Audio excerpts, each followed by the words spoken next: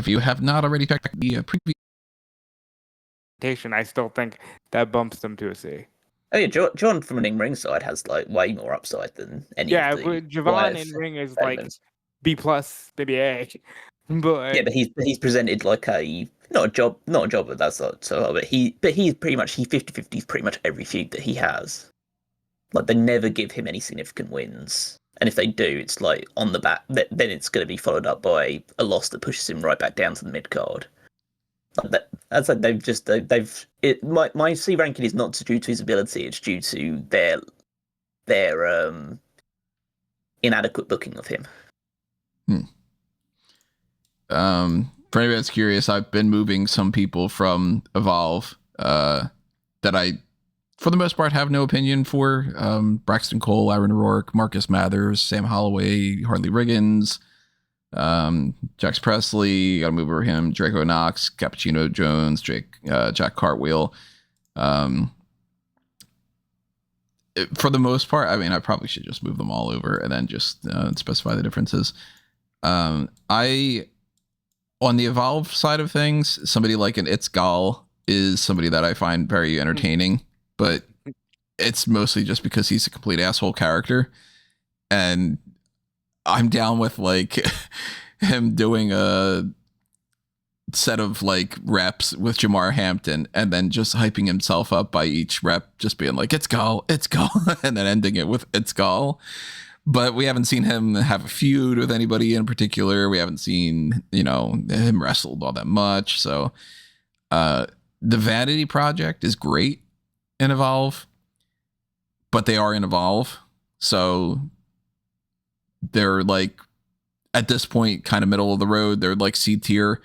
But I wouldn't take a Jackson Drake, who I think is good, or like Bryce Donovan, for instance, and say they're C tier on par with the Javon or with main roster C tiers. So it's probably better to just keep the Evolve and LFG people on the no opinion side of it.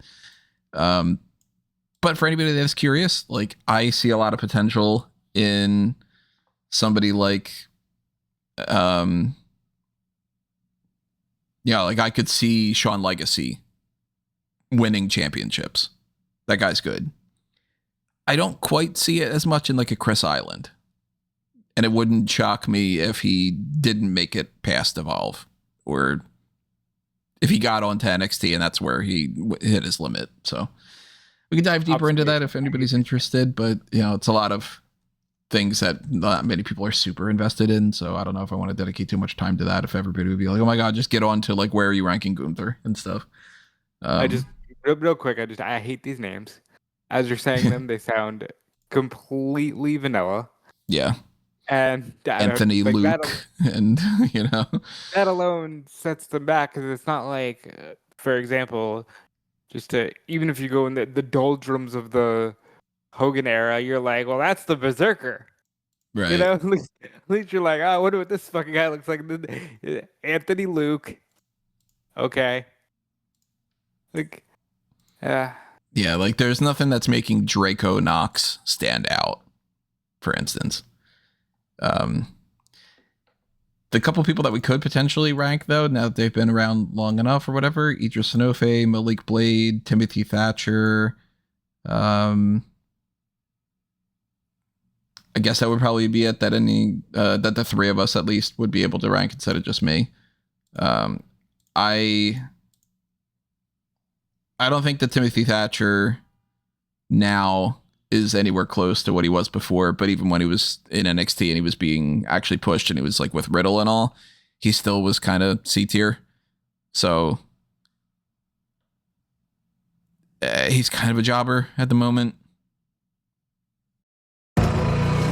Style and substance. In the GMC Sierra. Work at 0% APR plus 3,100 total value on this Sierra 1500 model. Some people say, well, let's put America and Americans first. There's nothing more first than to put solar energy into our economic footprint in a big way.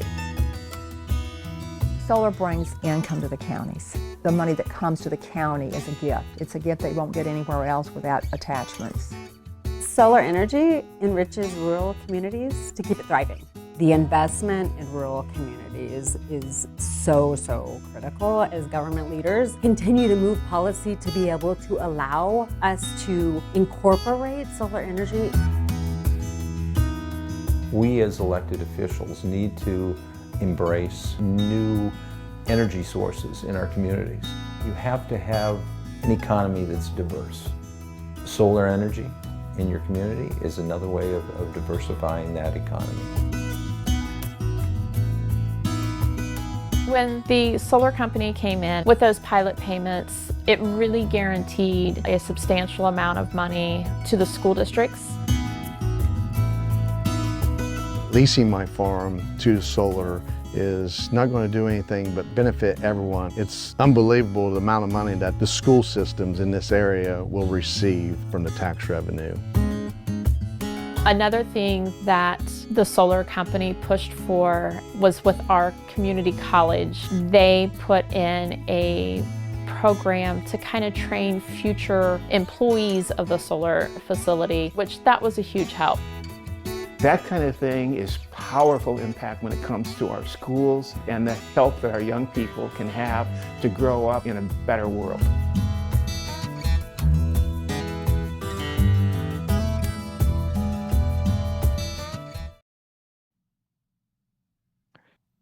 Malik Blade, same thing. Idris Enofe, I would put on the D side of it.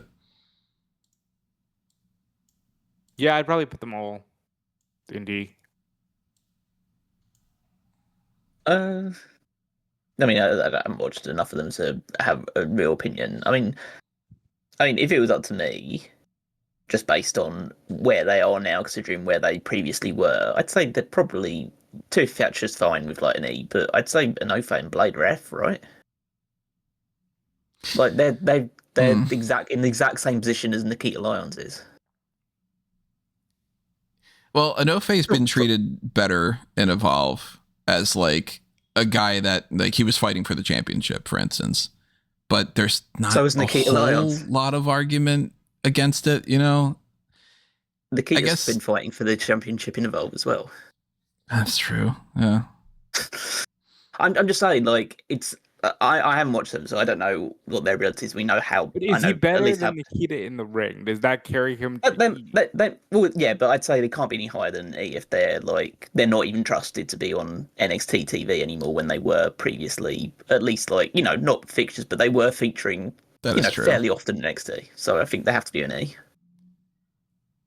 Again, we can always adjust things down the line, but that's a fair argument, I think. And that kind of puts Brooks Jensen in a worse spot than I would previously like him to be, because I like Brooks Jensen. No, that's a guy who's gone way down the card. Well, hear me out. I like Brooks Jensen, but fuck me, is that a hard statement to defend? That's like a completely preposterous thing to try and say for a rational speaking person. Like, he's trying a thing now in NXT, not in NXT, in Evolve. Like he was being treated in NXT as a young guy. He's still young. He's still like 22 or something crazy. He was treated as a virgin. Right. Yeah. Like he was. He wouldn't that have was his been... That was his gimmick. That was his gimmick for a good solid year. He was just kind of like Kiana. And that's before Kiana got her boob job. So even imagine him now if he would have been doing that. Jesus. It would have been that scene from Scary Movie where the character just shoots the character up into the sky. You know what I mean? But he's doing they don't want him to be a heel or a face necessarily. He kind of is a heel, and he's doing this Alabama bam bam bam bama thing, which is that's not going to get over.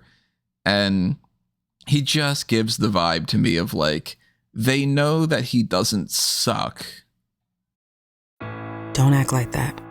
Don't think that. I've heard everything you tell yourself, and I want you to know that taking care of me makes us stronger. Love your mind.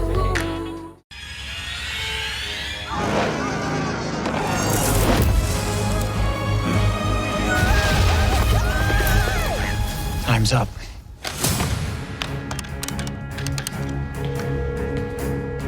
It's here. Eh? It's the end of the world. Of Clash of Clans. All that time, all those upgrades. We have to do something. We did do something. We saved our world. But not theirs. You can't change the past. But I can save their future. How do you fight a meteor? The answer's obvious, Hank. With another meteor. It's gonna take a hammer to get out of this jam. Someone once told me, science never gives up.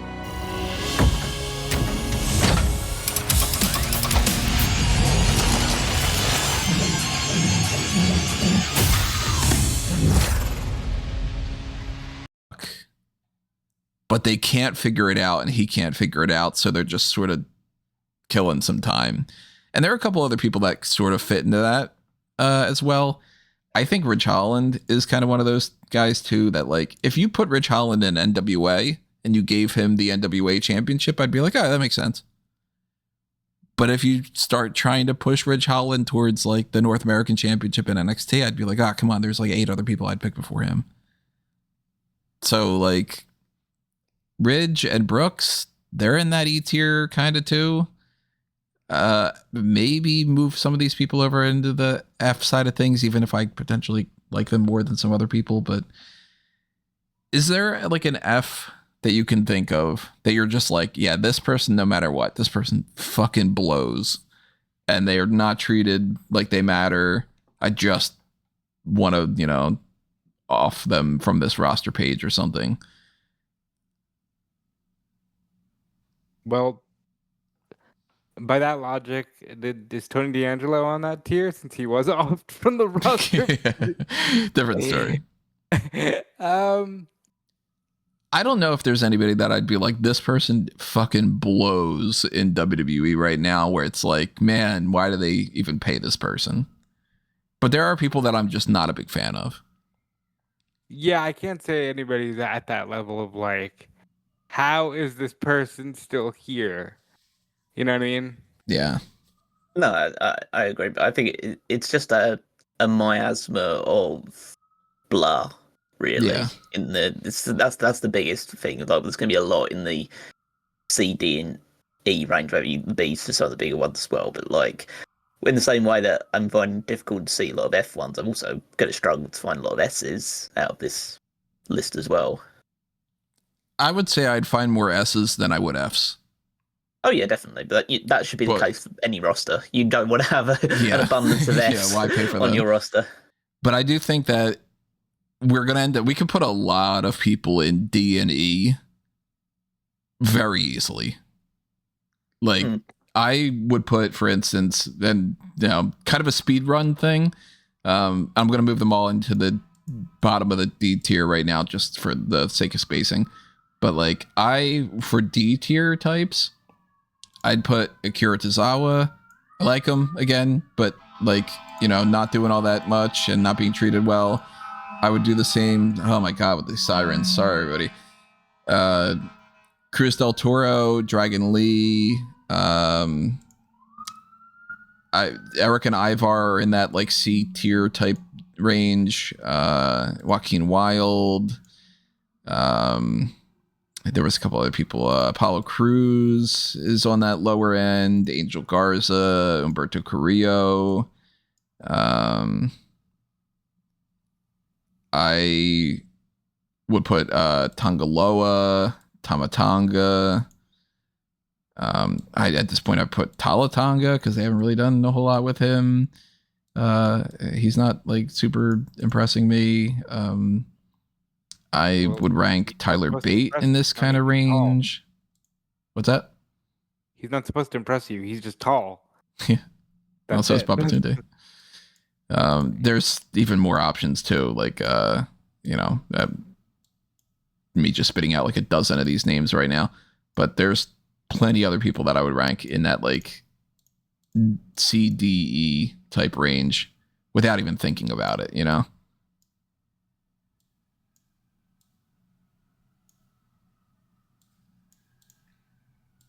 Yeah. Yeah, that's not much I more agree to with add. There's I agree with what you lots. said.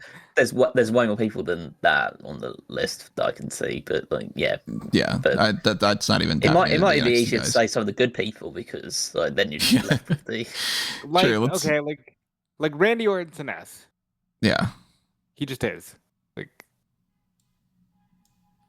I think when we're talking S's and A's, because we could shift people to the right. I'd throw an AJ Styles in there. I'd throw a CM Punk in there for the S or the A. I would throw a Gunther in there, although to be honest, he'd probably lean he's had a more rough towards. 2025, but Yeah, he'd be more of an A tier than an S tier right now for me. I'm just putting them on the left just to make it a little bit easier. I would throw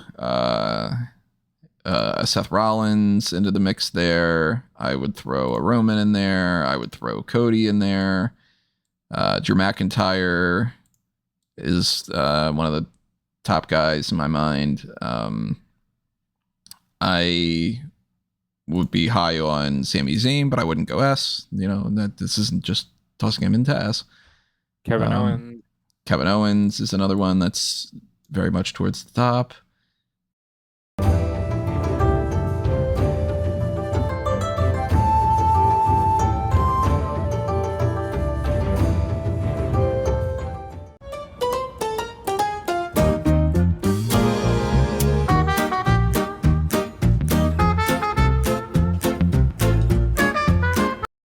Top.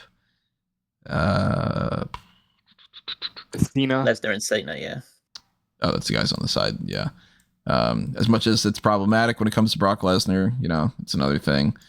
We got Lance Anoa'i. He's on the who knows because they haven't even done anything with him yet. I would put Obafemi in there. I think Obafemi is fucking great. He's like the 1A I would probably give to the NXT man. I think that's too soon. I'd go A for Obafemi. He'll be I think he'll be US champion by Friday. Obafemi to me is a better act on the mic, visually, power wise, like as far as hierarchy and how they treat him, and in the ring than like at least 75% of the roster. I think Obafemi's fucking great. So I would definitely lock him in as an A. He's obviously not an S tier yet. I mean, the guy's not even been on the main roster, but he's far above average to me. If they put Obafemi on the main roster, like you said, like this Friday, and if they had him beat Sami Zayn, I'd be like, yep, I'm down for it. And then if they had him beat Brock Lesnar at WrestleMania this year, I'd be like, yeah, go ahead and do it. Strap the rocket to this fucking guy. A lot of people are already saying that. I still think that's Gunther's spot, but I think where Gunther was in 2022, that's where Femi is about to be. Brock's fighting Gunther or Braun, I think. I don't know. We'll see. But Obafemi's not an S. So that's definitely puts him in A, if not B. But I would go A.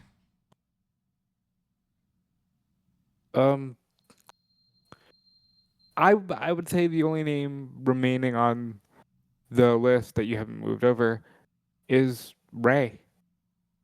Oh yeah, Ray's. I think GOAT discussion alone, he's got to be in there. There's also that whole thing of well, if they've reached that status but they aren't at that level now.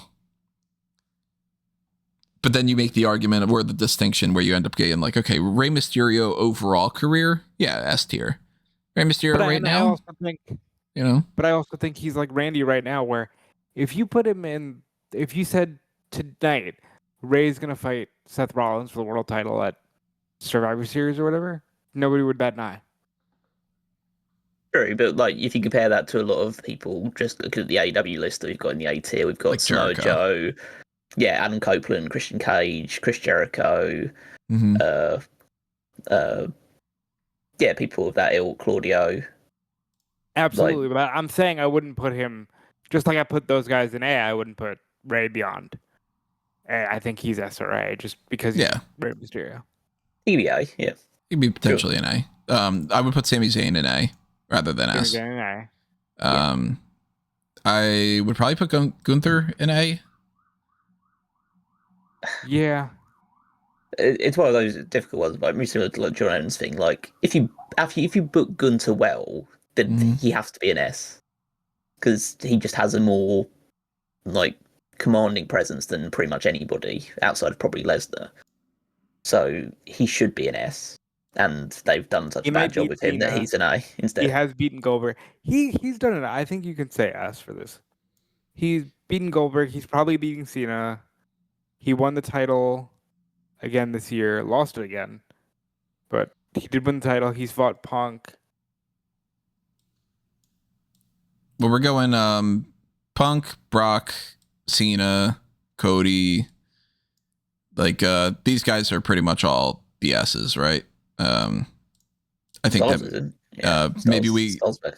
maybe we can make an argument.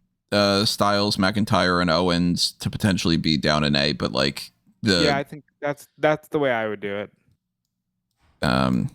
Which is a shame because like they're all fucking great, but like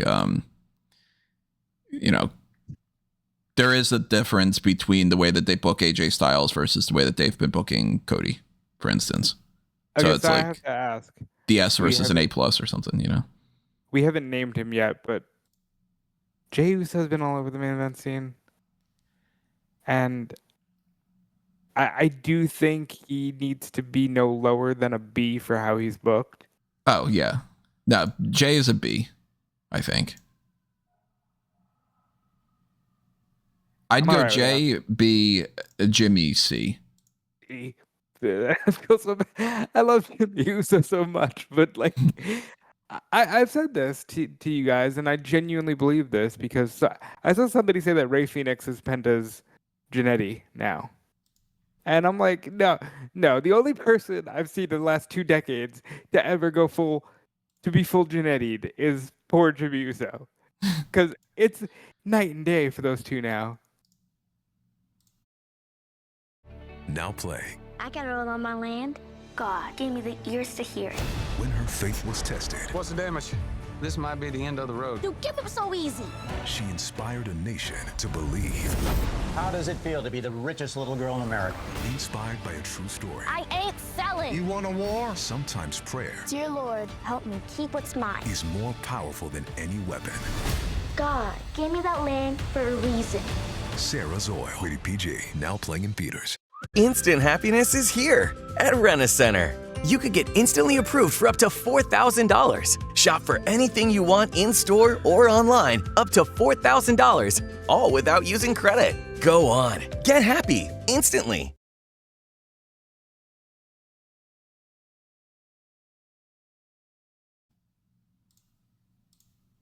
Yeah, I mean, to be fair, if like Jimmy Uso is a C, which I actually think is probably like the fair position to put him in. That's just again. Then I'm thinking, oh fuck, this is so bad. Like this is terrible. He's the average. He's the middle of this thing. How bad is this roster? Oh my god, it's terrible. Yeah. Also, like personally, I don't co-sign the Seth Rollins in S tier. Like he should actually, prove that he can draw before he ever gets to the S tier level, but which he's consistently never been able to do. But like here or there, he wins a lot of championships. He's Triple H's buddy, so. He's like everything you just said makes me confident. To me, he'll always be Becky's husband.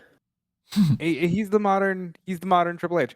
Everything you literally just said, you can swap in for Triple H, and you can say to me he'll always be Stephanie's husband.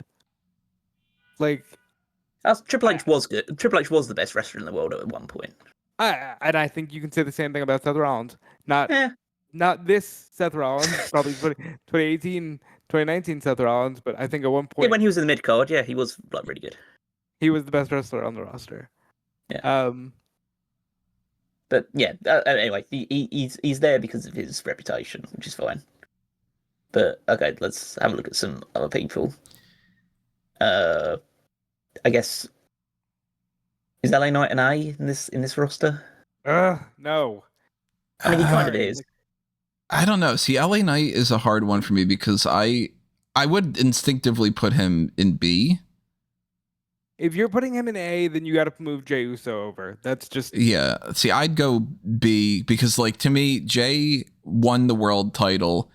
Won the Royal Rumble. He very clearly like shouldn't have. You know what I mean? No. Yeah. Like, so it's kind of like, yeah, Jinder Mahal was a former WWE champion. Did we ever want to make him an A tier? You know what I mean? If And we then were doing like, 2017, we would have had to because he was the WWE champion.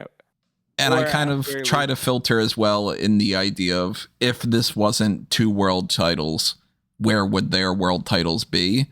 And like Jay wouldn't have fucking won that. Like they still would have just been like, well, we'll give him the Intercontinental title. So I'm like, to me, Jay is a B. LA Knight's a B. I would probably put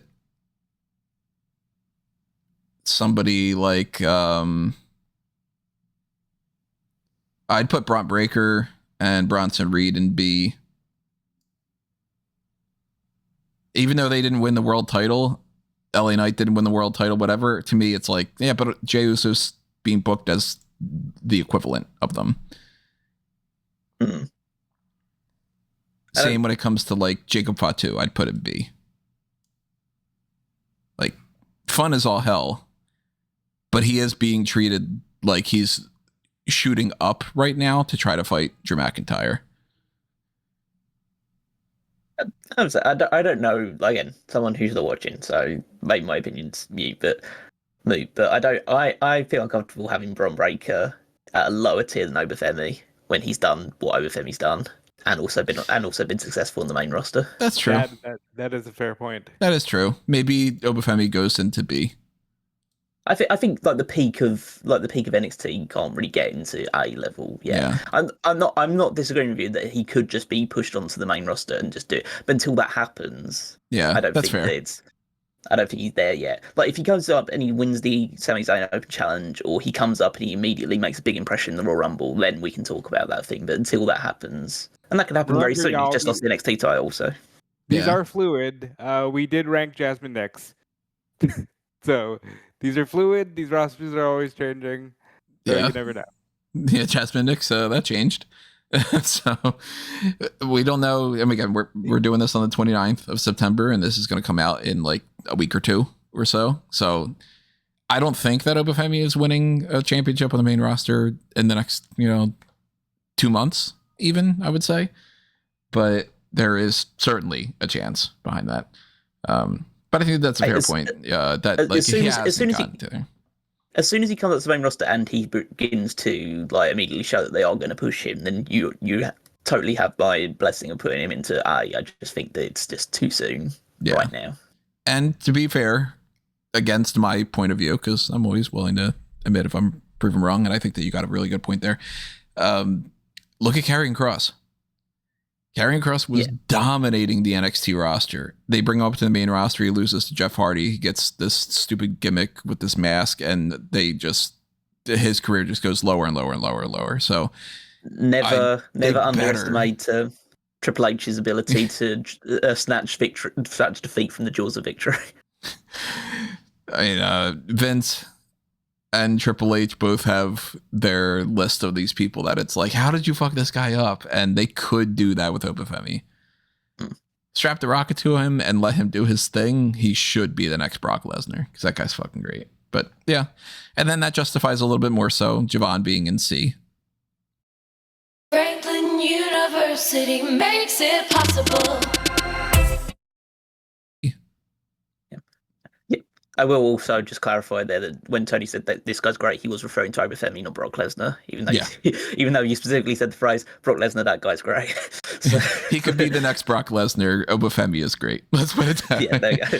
He could be a non-problematic Brock Lesnar. As far as I'm aware, Obafemi seems like he's just a good dude. So, pull that clip up in a couple of years' time. let's hope it doesn't. No, I hope it's not. But just preempting it. I don't want to be super mean. I feel bad when I put people in D, E, and F, and then I immediately start already pushing them into E and to F. But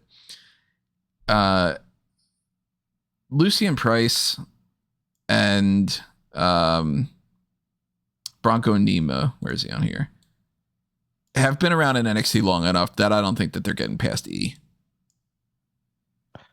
They were Jada Parker's backup dancers. Yeah. Good way of putting it. I like Out the Mud, but it's very clear what the direction is for them, and it's unfortunate, but shit happens. I think again, I'm less likely to put somebody in F until we get the whole thing sorted out, and then we can move people over. So I'm almost just kind of like, I'll just put everybody in D and E, and then we'll move them over. But that's where Hank and Tank go, somewhere in that E and F range. That's where Kel Dixon and Uriah Connors go right now. That's where Tyreek Igwe and Tyson DuPont go right now. I think that's where Dark State all goes. So Saquon Sugars and Cutler James, for that matter, Dante Chen too, Deion Lennox. Where is Osiris Griffin? I think that Nico Vance is on that. I think Noam Dar at this point has proven himself to be on that front. He got injured again, right? Yeah, he got injured again, like right after they did the whole thing with putting him back into that Heritage Cup, which has just been missing, and Stacks just doesn't care about it because he's just paying attention to Ariana Grace. Which, to be fair, she's prettier than the cup is. Also, don't move past this without putting Lexis King there as well, because that's where he belongs. He's an E at the best. I mean, I would put him in that D&E range for sure. Like, I can't defend that he would be in middle of the road. Don't get how badly he's been booked in no universe. You're putting Lexis King on the same tier as Tyler Bate. Don't get how badly Tyler Bate gets booked. Lexis King's got way more personality. Lexis King beats out Tyler Bate in ring. Tyler Bate beats out Lexis King. That's how I put it. There's such thing as a bad personality as well. Yeah, I find him fun. I like him as that douchebag character. But you just like assholes. Like not all. Yeah. Luca Crucifino would be in this mix too. Andre Chase at this point. They killed Tony D'Angelo. I just want to go back to that. Where the fuck is this guy? Yeah, Andre is a jobber. All these that are going in D and E, I think we'll reassess it, because like some people that are in E, we might end up moving in D. So everybody that's like, oh my god, you're just putting them all in E right now. It's because it's just to balance it out visually for me a little bit. Well, I've just gone straight on NXT just to get through those ones, because they're the ones that are probably going to fall between, like, at the top end they're B, and then the lower end they're going to be C, D, and E. Right. Dempsey, I think's a D. Who? Just because he hasn't. Charlie Dempsey, because he hasn't kicked on at all. Dempsey, I'd put in D. He's got so much potential, but they aren't doing anything with him yet. Yeah. Ethan Page is a comfortable C, I think. Yeah, Ethan Page is a C. If he's on par with Javon. I would say Ricky Saints is a C. Yeah. You could make the argument for B now that he's won the title, but I think C is probably fine for now. We'll have to see how he gets booked too, because if he gets booked as one of those NXT champions where Josh Briggs just beats the shit out of him on NXT, then it's going to be like, all right, well, you beat Obafemi, but so did Tony D'Angelo. You know what I mean? Wow. Yeah. In which case, realistically, the only other B from NXT is Trick Williams. Yeah, Trick's a B. Hey, he's an S in TNA, baby. Yeah, but he's an S plus in TNA. Shit. I think that Henry, he's on the fucking roster. Oh, we might as well. You might as well. Yeah, he's pretty much on the roster now. Yeah. Well, I think he's middle of the road then. Yeah, I think Joe Hendry's yeah, because I know he's been on WrestleMania and stuff, but like, he's still a joke character. In 3 minutes. Yeah, exactly. Yeah, as the TNA World Champion. I would say Tony D has a chance to be a C. They gave him every belt but the NXT title. Is hot sleep keeping you awake? At Mattress Firm, our sleep experts can match you with a perfect cooling mattress, like Purple. Experience the coolest purple ever only at Mattress Firm. And right now, save up to $500. Mattress Firm, we make sleep easy. Style and substance. In the GMC Sierra. Work at 0% APR plus 3,100 total value on this Sierra 1500 model. Title. He's dead. The character's been killed off somehow, but like I have not seen this man since they seem to have Tony Soprano to him. He is a C. They protected him enough, and he won titles. He was like a mainstay of that NXT roster for a good number of years. I think he did everything he could do in NXT outside of winning the world title.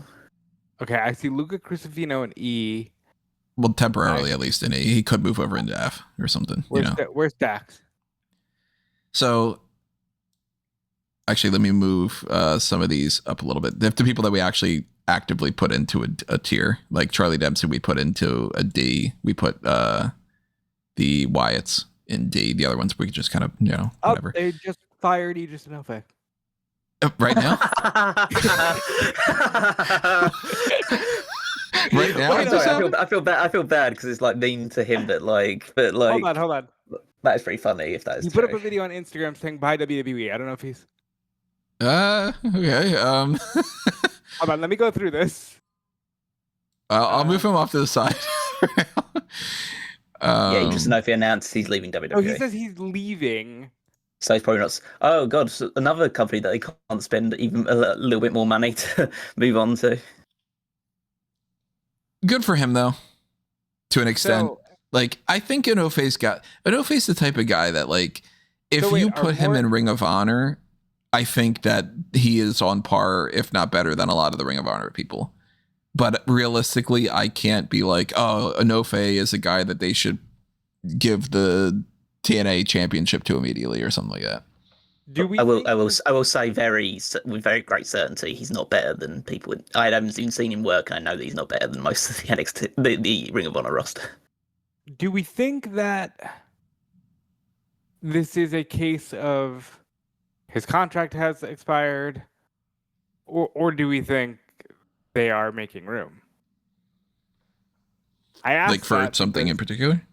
Yeah, well, I asked that because we're in the middle of doing a roster ranking, and do we think that some other names might also be departing? I mean, there's 144 people on this list, which means that there's more than 144 people on their roster, because we're not even counting people that are in like the Performance Center that we don't know, or people that are in some kind of like negotiations or something. So I think it depends, yeah, because like presumably if you're saying like he's leaving WWE, it means these contracts expiring. So it depends on what month contracts are expiring as well. It's like Jasmine Nix's contract expired. October's right around the corner. Right. Yes, we don't know. It depends. It literally depends on the month they sign the contract, because they're realistically going to be like a certain number of years for a contract. So we don't know if it doesn't seem like it's a release. So because otherwise we would just say that like Fightful would report that WWE's released Aegis Inoue rather than him coming out and just saying that he left. That strikes me as basically the same as the Jasmine Nix thing. It's probably Inoue is on Evolve, and they probably said, okay, well, we want to keep you, but we either want to pay you the same as what we were paying before, or we want to pay you less. And then he probably said, you know what? It's not worth it. If I can make the same amount of money or more being on the indies, or I can bet on myself and go to, maybe AEW will be interested, maybe TNA. But yeah, if he left for that reason, then good for him, because he's not doing fuck all in Evolve right now. And for you to go and spend as much time in NXT as you were and go down to Evolve, the likelihood that they're going to see something in you that they shoot you up to the main roster in the next 2 years is probably very slim. I will say that, like, I thought him and Blade as a team were charming. Yeah, they were fine. You know, I thought they could have had something there. Hopefully, he lands on his feet because I'd always rather see people succeeding in wrestling than just departing the industry altogether. But sometimes that's the way to go too. He just no feet. Yeah, I guess he had a no-fay of NXT. So, I mean, we'll put him off the list for there, but then that kind of almost funny enough makes Malik Blade have to be the drizzling shits option because it's like, well, he was treated as nowhere close to Idris, and Idris is, other people that I think we could lock in like the D and the E side of things specifically, like Angel and Alberto. I think we can put them in E and then put Santos in D. What do you think? Yeah, sure. That's fine. I think. Which sucks because like Santos is fucking good, but man, they don't want to push that guy. He's so good too. Very disappointing. Well, this is the thing now. Like with a lot of them, it's just the case that pretty much their entire Latin contingent is now just there to prop up AAA more than it is to actually be pushed on the main roster. They firmly reached a point where WWE is like, you are at a certain tier and that's where you are, and it's good to keep you as a good hand, but we're not going to be invested. It's like you got Ray, you've got Dom, and you've got Penta and Phoenix, and then everyone else is just okay. You just go to AAA every now and again. Speaking of Dom, B. I'm surprised you didn't push for him to be A. I love Dom, but I don't think I could put him on the same tier as like Drew and Styles and Gunther and all. No, I think that's fair. Like he could be a high B, I think, based on the stuff that he's done. If this was just pure like who do I like, then definitely some things would be different. Because like I would, if I'm going like my top rope list of just favorites and stuff, like I'm gonna bump up at AJ Styles, I'm gonna bump up a Javon Evans, I'm gonna bump up Obafemi, but I'm gonna downgrade somebody like I would even downgrade CM Punk. Like he wouldn't be on the top tier for me if it was just favorites. He'd be on the second tier or lower. Also looking at this again, not to like make a load of comments and like disparaging ones, but look how old that S and A tier is. Yeah. Like they're so old. Like they need these people from the B ones, and hopefully they do. I don't want it to just like fall apart entirely, but like they need those people from the B tier to step up really soon because like that is. Like AJ Styles talked about retiring soon. Cena is going at the end of the year. Like, how long is Lesnar just going to keep hanging around? And like Orton will keep going until his neck falls off, pretty much. Like he just seems to enjoy it. And Roman will go away eventually entirely. So it's like, it's crazy how. The new H2 Pro system separates clean and dirty water. The new H2 Pro from O Cedar. The Frame Pro with wireless One Connect box.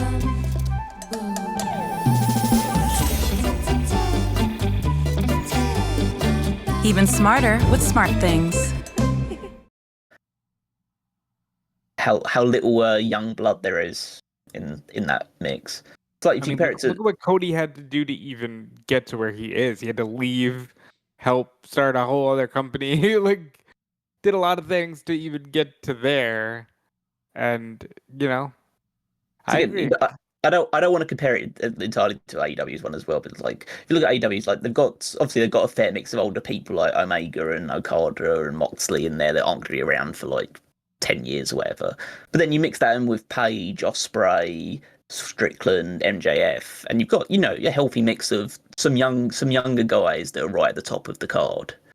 And then you got on the A tier ones, you got like your Fletchers and Bandidos and Darby Allins and Powerhouse Hobbs and people like that like young guys on the come up.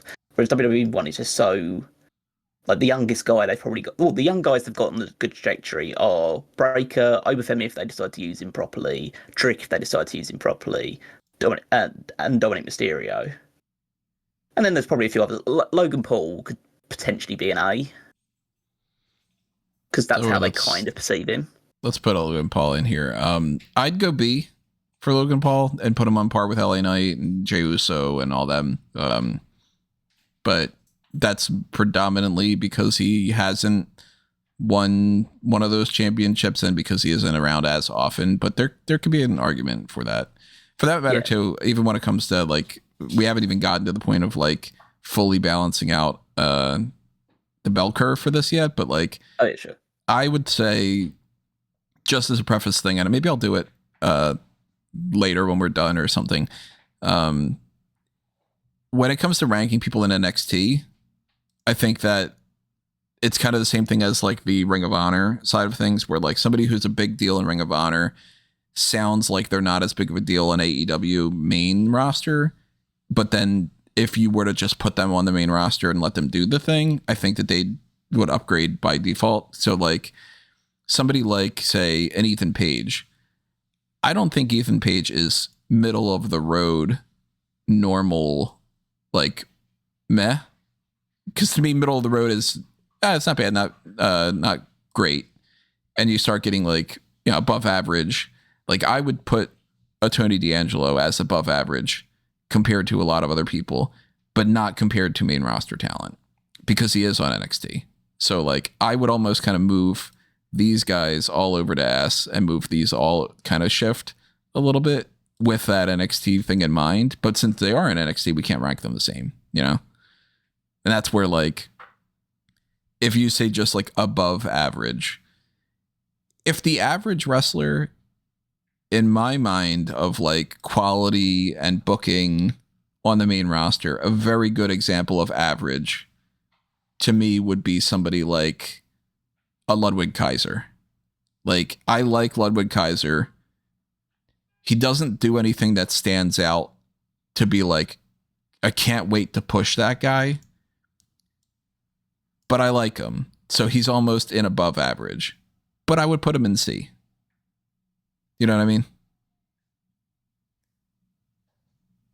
Yeah. And then like, because of the fact that these people are in NXT and they're champions in NXT, I think if you put Ethan Page and Ludwig Kaiser on the same roster, they're both on par with each other. I think Charlie Dempsey is just as good as a Santos Escobar in some ways. And I think Santos isn't below par. Santos is a C tier wrestler. He's just not booked well, so that puts him in D. So I want to like make a distinguished thing about that, because like it might look like the D tier is saying that we don't think that these people are talented. But it's primarily a lot of it is booking. It's booking. Yeah. Santos can be a B level one because he speaks very good English and he's a very good wrestler. And he does have a good like kind of aura about him when he was in NXT. But that's the reason why I was hesitant to push Obi Femi, is because you do sometimes get that big fish in small pond energy with NXT. Mm-hmm.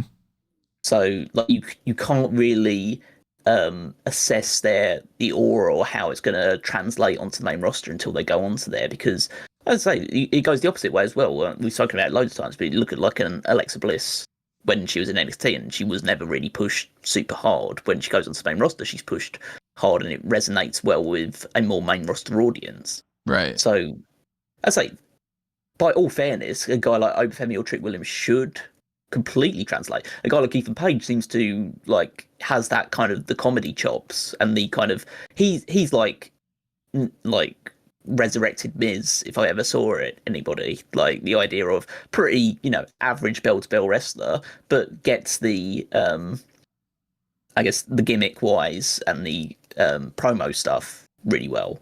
And he would, he could form a mixed tag team with Chelsea Green and ride off of that for the next 10 years, probably. Yeah. That's pretty much all he needs to do. So it's like, yeah, and Miz is middle of the road at this point. Like, Miz is middle of the road because he's booked as a jobber sometimes. He's booked as below par if you want to push somebody else. He could easily get his ass kicked and just be a joke. And then he could turn around and he could win a championship and be on the above average tier. He's also a 2-time world champion, so that puts him kind of in the main event. And then it's like, he's headline Mania. Right, he yeah. won the match he headline Mania in. And I don't think under any circumstances that you could take even like an Angel Garza and be like, what a below par wrestler. Like, no, Angel Garza's fun. Shopping Ollie's First means saving up to 70% off fancy store prices every day. To demonstrate, we gave shopper A $100 to go shop a fancy store. We sent shopper B to Ollie's. As they say, the proof is in the cart. Nobody says that. And yet, I just did. The brands you know and trust, all up to 70% off. Ollie's! Good stuff, cheap! 10 out of 10 friends say you have to go to that new place, which you have 0 time for. Fortunately, DoorDash knows all your neighborhood hotspots. Shake up your dinner routine. Order with DoorDash.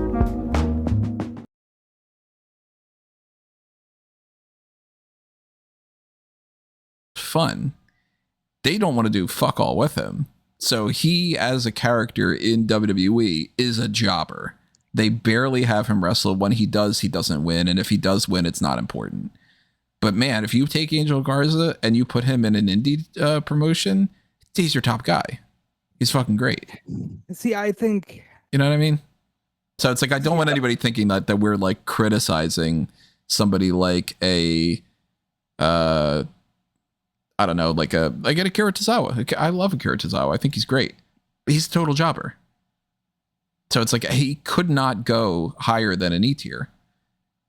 And like drizzling shits, I think, is almost more so like people that are really fucking terrible. And we don't like them at all. And I don't think that there's anybody in WWE that I would rank like that. And kind of in retrospect, I think that like maybe some of the people in AEW and the other thing, like, maybe not. I was gonna say maybe we should move them all over. I was fine with the 4 people we put in the men's one for AEW. As soon as I said that and I saw we have the 4 for the men, I'm like, and I was totally fine with Nikita Lyons and Camille being in the drizzling shits one as well. So I think we put our Millie Blade in there. That's fine. I think like even like Carly Bright being in F tier is a little kind of mean. I'd probably move her back over to no opinion and stuff, but like. I mean, I could tell you right now with like a fairly decent degree of certainty that if I watched an episode of Evolve and saw all these people on it, I'd put most of them in the drizzling shits probably because they're probably not very good. They're on par with anybody else, I think. Like, there's nothing that separates a Jack Cartwheel from a Blake Christian. Oh, I know that Jack Cartwheel was good because Jack Cartwheel was in the Indies. Jack Cartwheel was in Ring of Honor. It's more the ones that are coming through that have no experience that will you can kind of tell some of the ones that stick out like a sore thumb that just aren't ready by any stretch of the imagination. But yeah, I could understand like it's difficult to put someone in there because F tier is more of a case of these people that probably shouldn't be in a promotion of WWE stature, right? Based on their ability. So, that's like. So, like, I wouldn't even think that about Malik. Like, to me, Malik is like, as far as like skill level, yeah, I mean, yeah, he's below tier. He's not he's not an average WWE superstar. He's below that. I'd probably put him in jobber, but man, if we need to have somebody in F tier as just like. And there's no chance they're getting out of the E tier, then that's where I'd put Malik. You know, like there's a big difference to me between you're a jobber on the main roster like Angel and Akira and Berto versus you're a jobber not even on NXT, but a jobber that barely ever shows up on Evolve. I also like look at how difficult it is to parse these things because, you know, like a guy like Miz. You could put him on any one of these tiers at any moment, depending on what point in his career he's at, and it would make sense, you know? Like, and I think guys like Miz have kind of fucked up the idea of a ranking system like this because they're so all over the place. Yeah, no, I'm serious. Like, because that's true, though. So all over the place. Yeah. Like, yeah, it's very difficult because you could look at a guy like Miz and go, Jesus, at one point he was clearly above Cody Rhodes. He was, you know, on par with Cena. And now it's like, I don't know, is he getting on par with the Evolve guys? It's just hard to rank. And a lot of these people have barely wrestled whatsoever. It's very strange to look at a guy like The Miz and say that future first ballot Hall of Famer could very easily lose to Miles Bourne. Same thing with, we haven't ranked him yet, but Kofi. Yeah. You know? Like, Kofi's like, he's a Hall of Famer. He's fucking great. I love Kofi Kingston. Kofi Can't give him an S tier right now. Kofi, in terms of accolades and ability and just the overall scope, it is as much of an S as, you know, somebody like a Punk. But Kofi But right booking now, wise, C tier. yeah. And then like the same when it comes to for that matter, we just mentioned Miles Bourne. Like Miles Bourne, I'd put with Charlie Dempsey and Tavion Heights. They're on like they're not winning those championships to be in the mid card and all that, and they're not on the par with Ricky Saints and Javon and Ethan Page. But you know, I like them. I like the Tavion Heights. I like Miles Bourne. I like Charlie Dempsey. I like Tavion Heights a lot. I liked his match with Ethan Page. I thought they did some good shit. I think Tavion, I see a lot of good stuff for in the future. I'm moving Jasper Troy over to no opinion. He wrestled like 4 times and then they just gave up on him for some reason. Yeah, I wish I could say higher marks for Josh Briggs, but I can't. So that's like, is he D or E? Well, probably D, I guess. Like D minus. I'd say. High D. Like poor D minus Josh Briggs that had the potential to be higher. Sean Spears.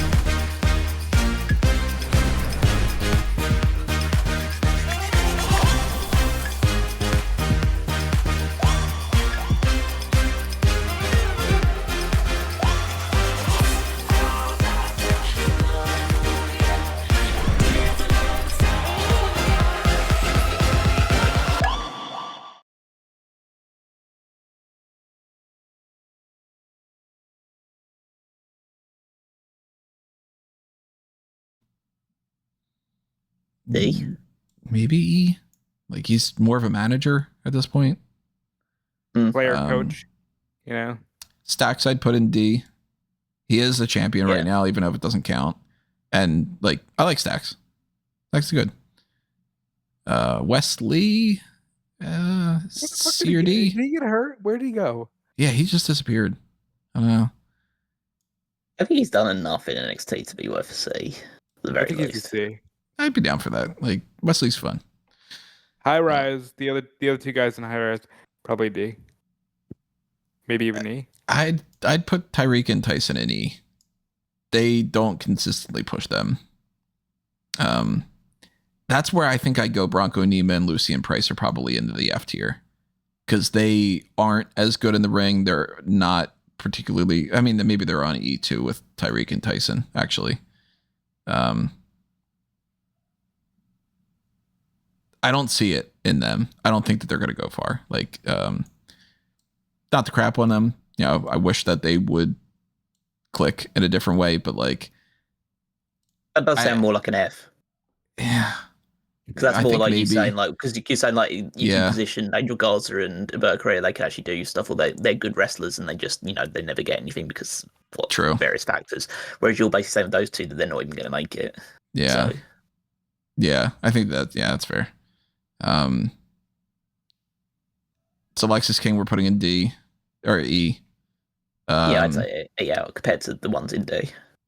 I think that Andre Chase I like, but like he's a jobber. He's Akira Tozawa. Player coach though. Mm-hmm. Yeah, same as Sean Spears. I think I'd probably put Luca in there. I could see the case of him being an F, of just like, I don't know if it's going to work out for Luca, but I think the Dark State guys are D for now.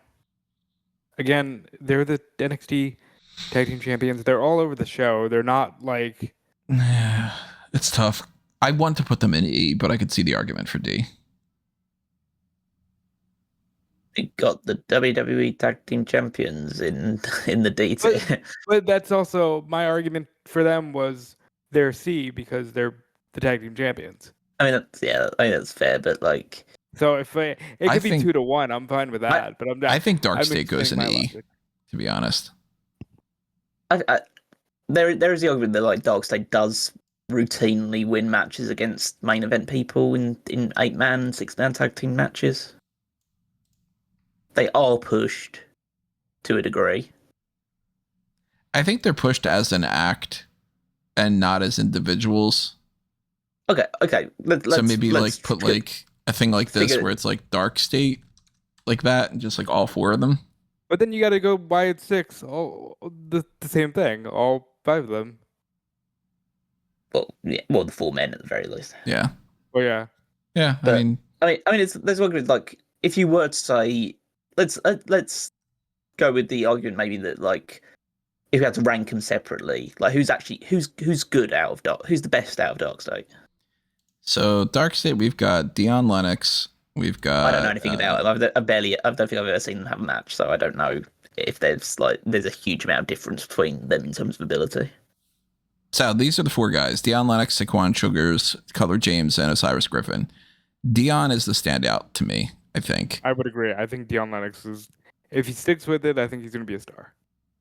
Sugars is the best on the mic, easily, and probably the most experienced and best bell to bell as well. Cutler James, I think, is the guy that I would trust to have the match.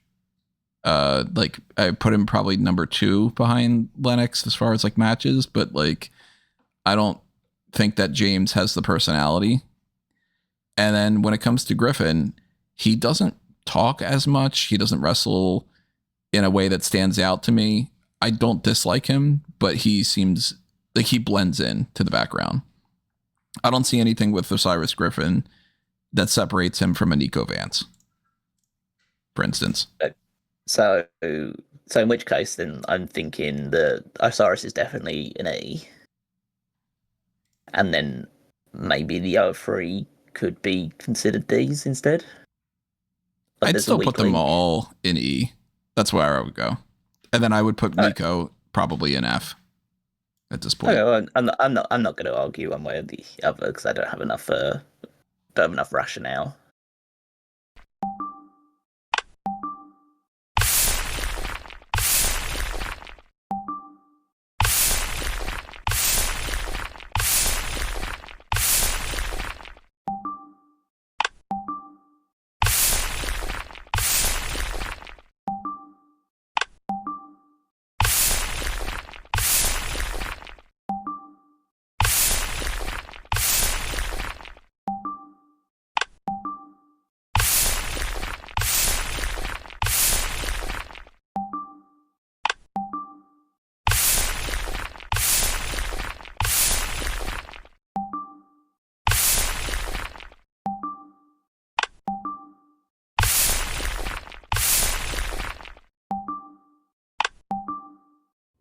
Block Blast Puzzle Games. Play now.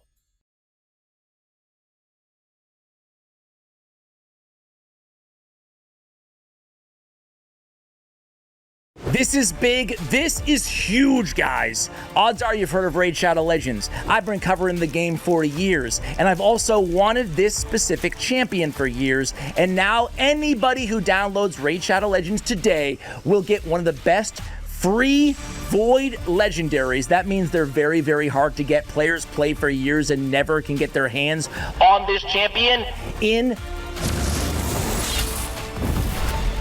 Tawana Rock. This is available for new downloads, new users in Raid Shadow Legends, one of the best support champions in the game. She cleanses, she buffs with increased speed, increased defense, she debuffs spreads, she heals, she does it all. She will change what you're able to do in the game. This is the best time to try Raid Shadow Legends. So download the game, use promo code Desert Queen, and claim your free Tawana Rock.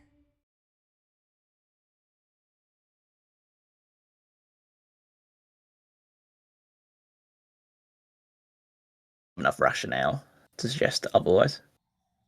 Do you want to make a case for Darkseid to be higher up, Rob? I think I did. I think I made my case.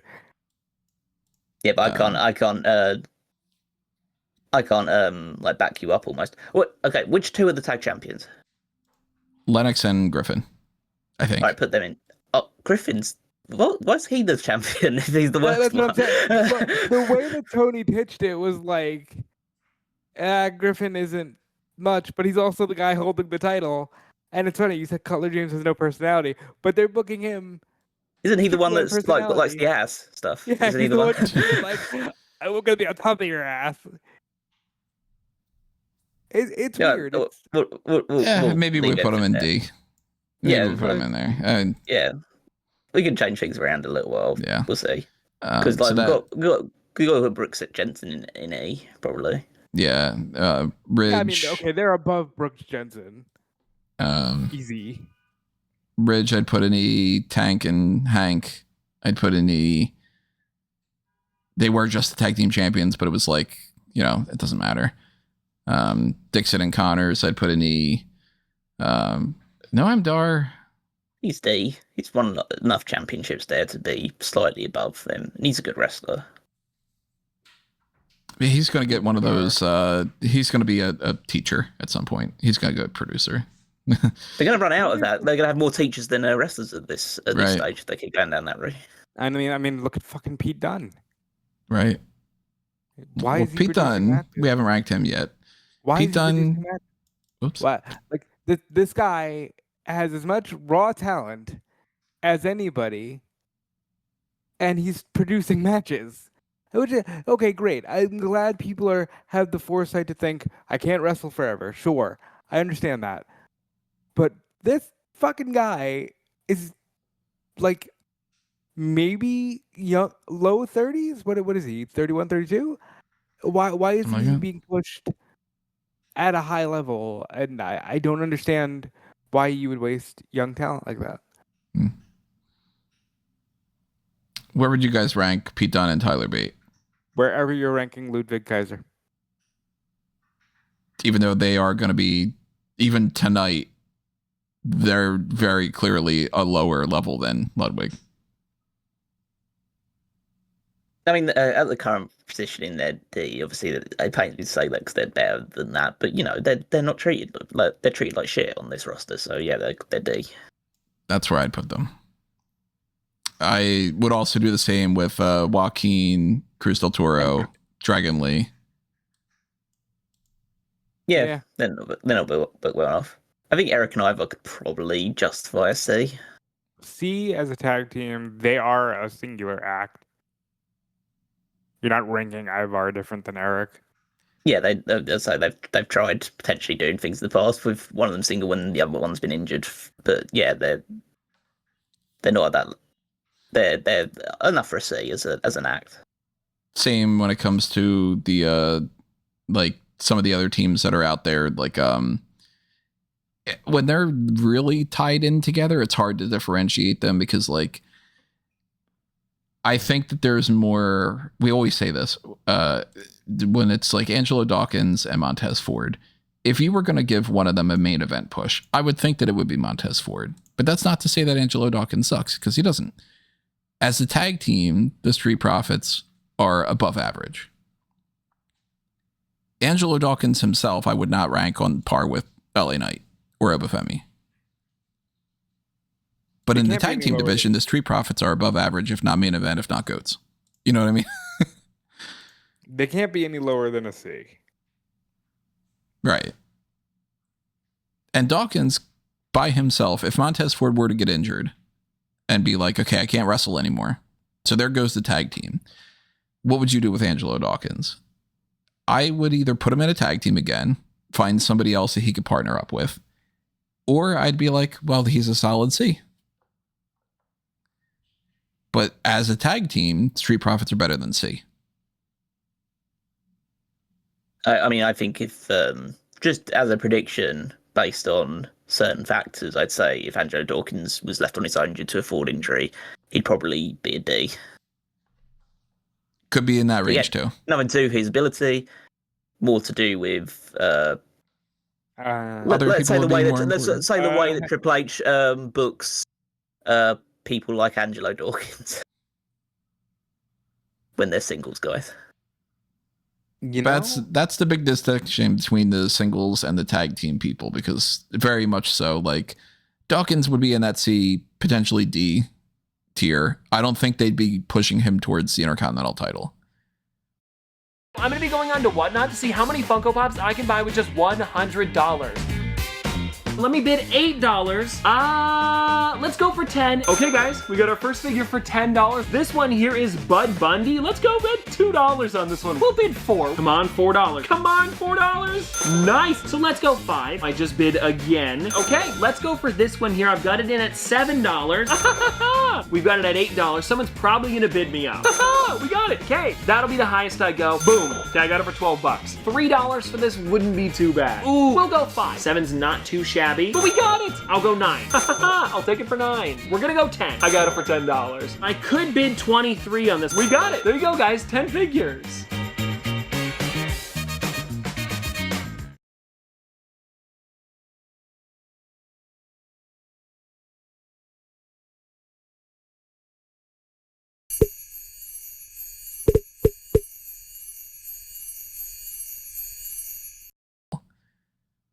Ford could potentially. Ford could. Yeah, Ford's different. Yeah. He's been in like a singles elimination chamber Yeah.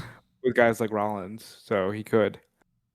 But then they That's how also they look. could just go, okay, but he's our perennial C tier type guy too, if they didn't want to push him. And then when you get into the Street Profits as a tag team, we didn't do this for the other ones. We just kind of like ranked, like even when we just moved like Eric and Ivar together are there. Do you think that it is better to just kind of go like, okay, well, instead of saying Eric and Ivar on the list, we just say War Raiders. And it's Yeah, like we're ranking the tag team.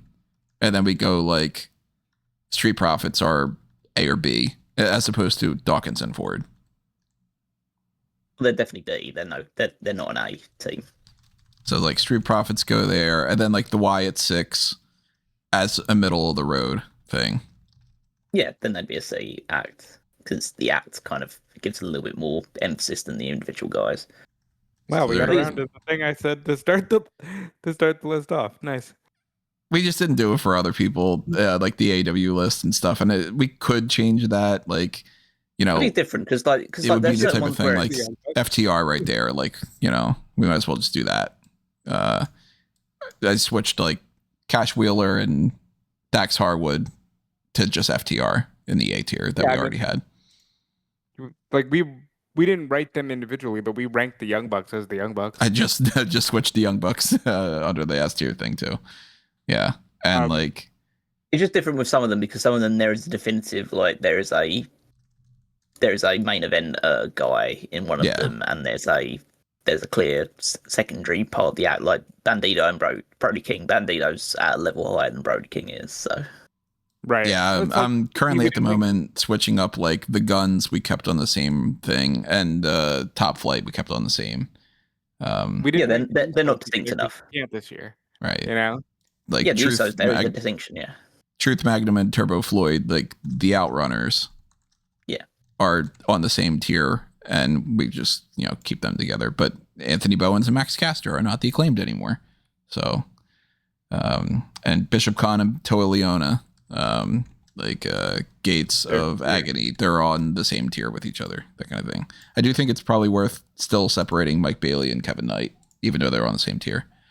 But yeah, just a little kind of housekeeping, let's put it that way. So that does make it a little bit easier because then we can just put Dark State as a D tier group. Creed Brothers, they're D tier team right now, I would say. Yeah. Yeah, that's nice. They're not even doing anything with them. Like, that just is what it is. Pretty Deadly. D tier as well. Yeah. I mean, one of them's injured now, isn't he? Yeah. One of them is always injured, it seems, lately. Elton Prince is out.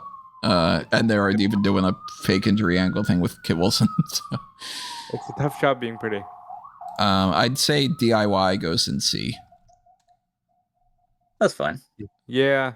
As much as I wouldn't put them on the same B tier as Street Profits have won more titles. And, I love Johnny Gargano. I love Tommaso Ciampa. I wish that they were, higher. Put the Motor Machine Guns there as well.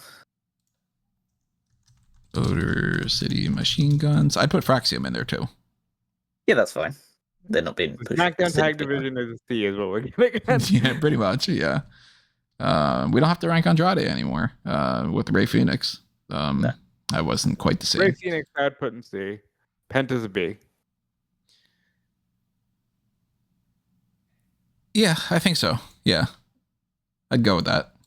Rey and C. Phoenix right now is a C, yeah. And Penta and B. Penta's not won the Intercontinental title yet, the way that some of the other people are, like, pretty much everybody on this. Well, Bronson Reed hasn't won a championship either. So, yeah, that's fair. Let's get rid of Dawkins and Ford. I still would go D for Tonga Loa. I'd put Tonga on that same thing then. I mean, I guess the Tongans can D and Solo C. That's tough. If we got Solo in there, we got Tonga, we got JC Mateo. Well, where do we put Apollo Crews? E? Yeah. Yeah, right now. Yeah. For that matter, Otis unfortunately has to go into E too. Yeah, he looks that way.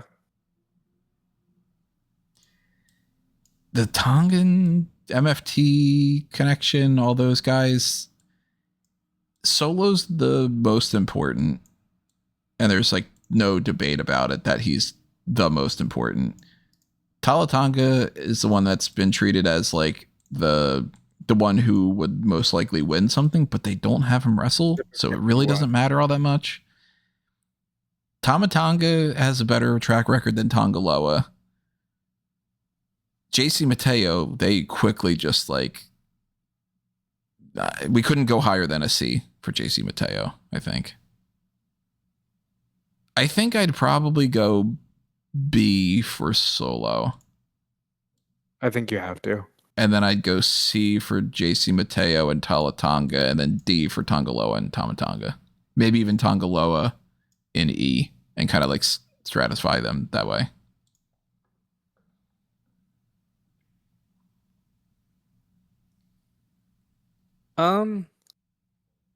Yeah, I think that's okay.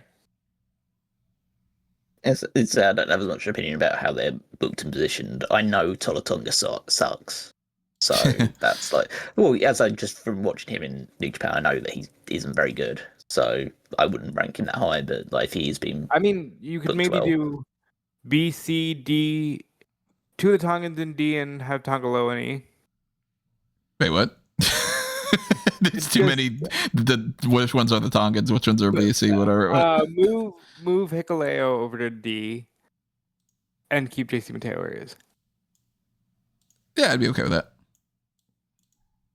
Because, I mean, fair enough. They don't have Tonga really wrestling. So we have, how many people are left on this? 16 people that we haven't really ranked yet. Aleister Black. Oh, that's also a good one. Aleister Black, B? With Black. Penta, Solo, Jacob, Braun Breaker, all that type? Does that mean Priest is also a B? I think so. I like Priest a lot. If they continued to push him as a main event guy, I would try to make the argument he'd be an A-.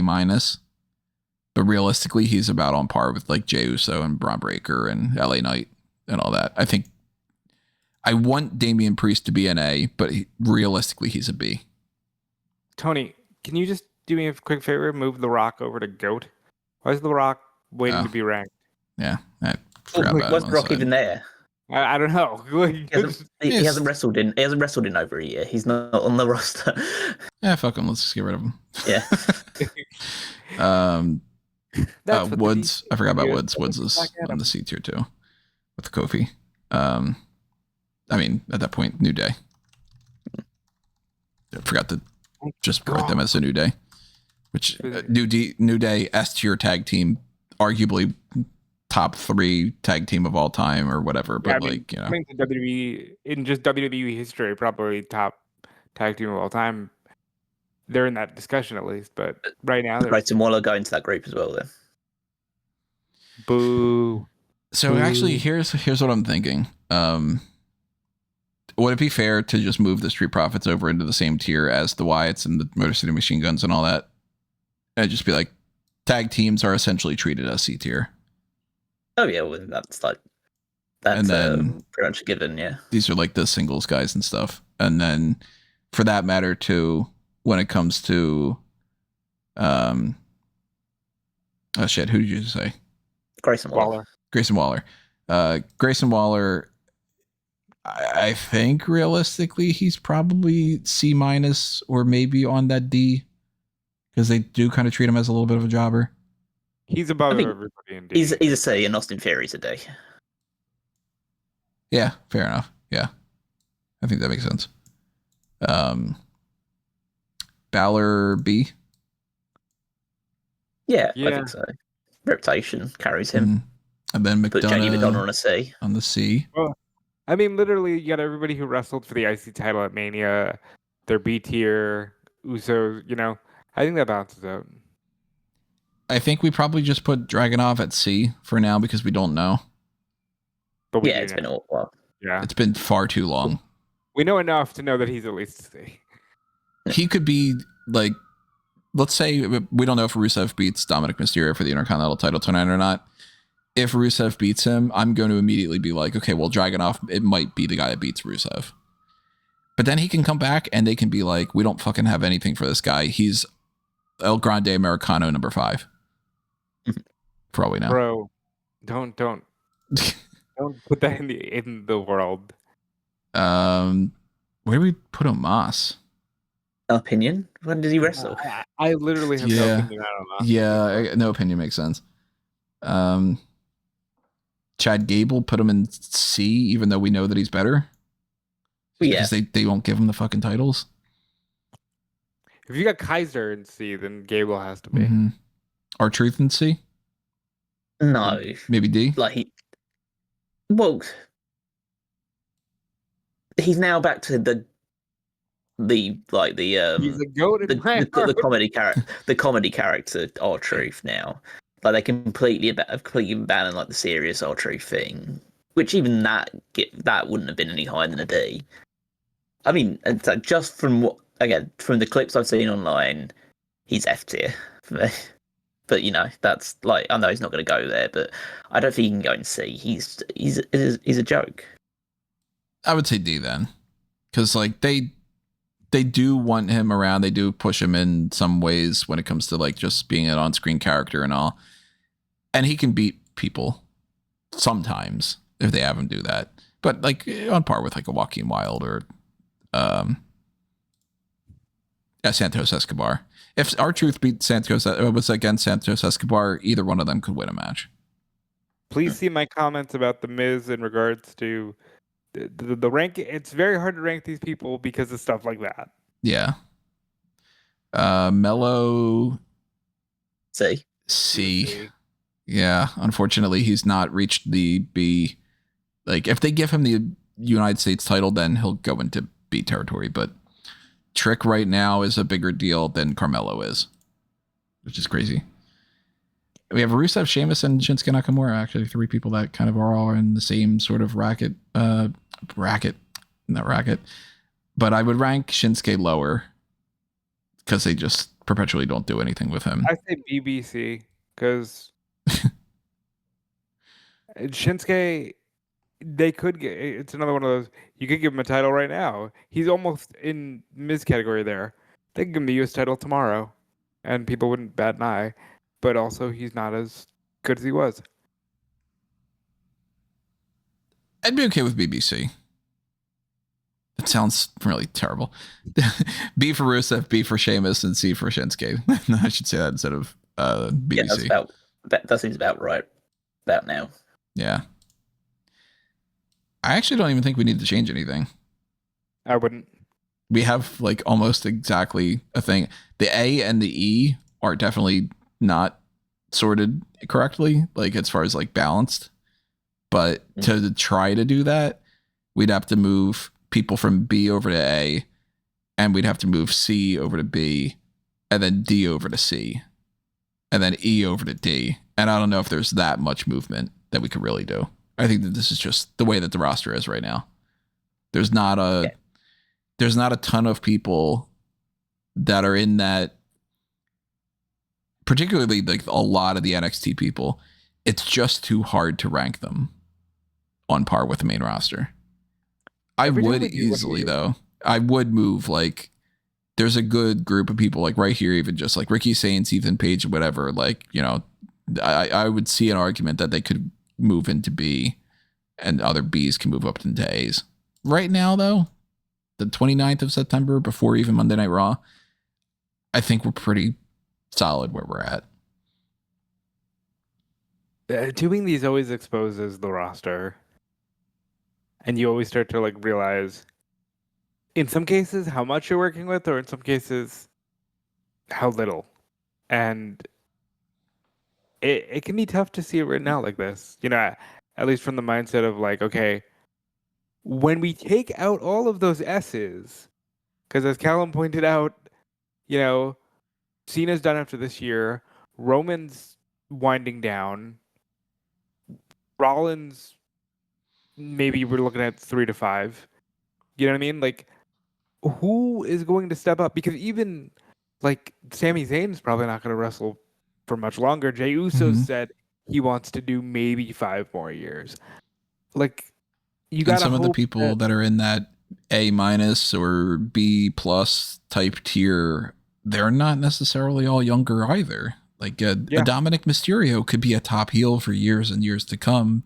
Damian Priest is in his 40s, right? Like, that's the example I always use. You know, Priest. Everybody always thinks he's this young superstar. All those bottom five in the B tier are pretty old. Which again, like, it's not. We're not doing like a fuck you ageism kind of thing. Like, it's the reality of, damn, they take too long to push these people. It's the same even outside of wrestling when we talked about things when we got into the James Bond discussion and people were like, Idris Elba would be a great Bond. Even if you ignore the whole, like, some people would be like completely opposed to a black James Bond or whatever. You ignore that. It was just like, well, do you really want to cast a Bond to have his first movie where he's like 55? As a one-off, you know, and that's where you get the conversation of like, as a one-off, yeah, that's a great. But there's no investment in, you know, a Bond that starts off where you get 2 movies deep and he's already looking like he's too old.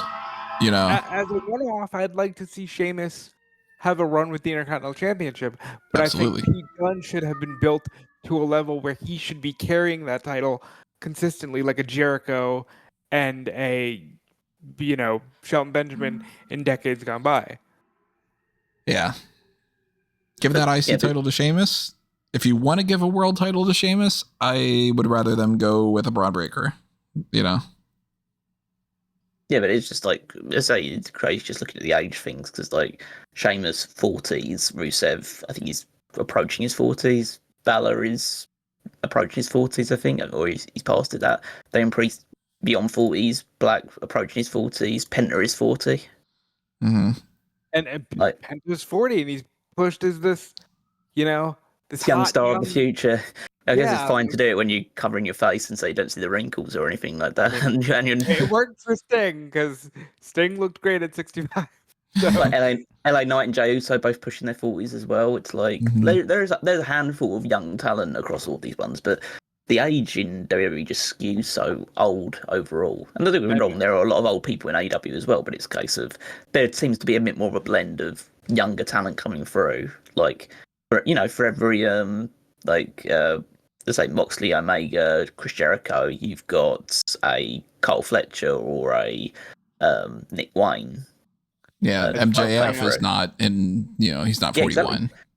No, he's still in his 20s, so like still like There's people in WWE, if they push them now, should be doing it. Where you've got Obafemi's in his 20s, Jacob Fatu's only like 33, I think, so it's still pretty young. Bron Breakker's still in his 20s. You've got only 32. Trick and Breaker and Mello and yeah, you've got the people to do it. And a previous iteration of WWE, that I don't mention, like, clearly not a good person, but they put the title on Randy, say on Brock Lesnar in his mid-20s. They put the title on Randy Orton in his mid-20s. They put the title on John Cena when he was pretty young. Mm-hmm. Like, all these people that we've got in the S tier, outside of Cody Rhodes, but Cody had to go away to prove it, they put the title on pretty young in their careers. Like, even Punk, to an extent, even though he'd been on the indies for a long time, it's like, these were all young champions that were pushed pretty quickly. And that's the indication. Like, these are the guys that are your main event tier, and you know, rightly so, based on their reputation and ability. But then you look at the B tier and thinking, oh, well, half of those people you've probably missed the boat on because they're just too old to reach that level now. Yeah. Not for nothing. LA Knight, 42. Finn Balor, 44. Damian Priest, 43. Like, and it's crazy to also think Drew McIntyre was a young, this guy's going to be the future 20 years ago. Yep. Yeah. And that's 20 years. That's more than most people have their entire career. Yeah.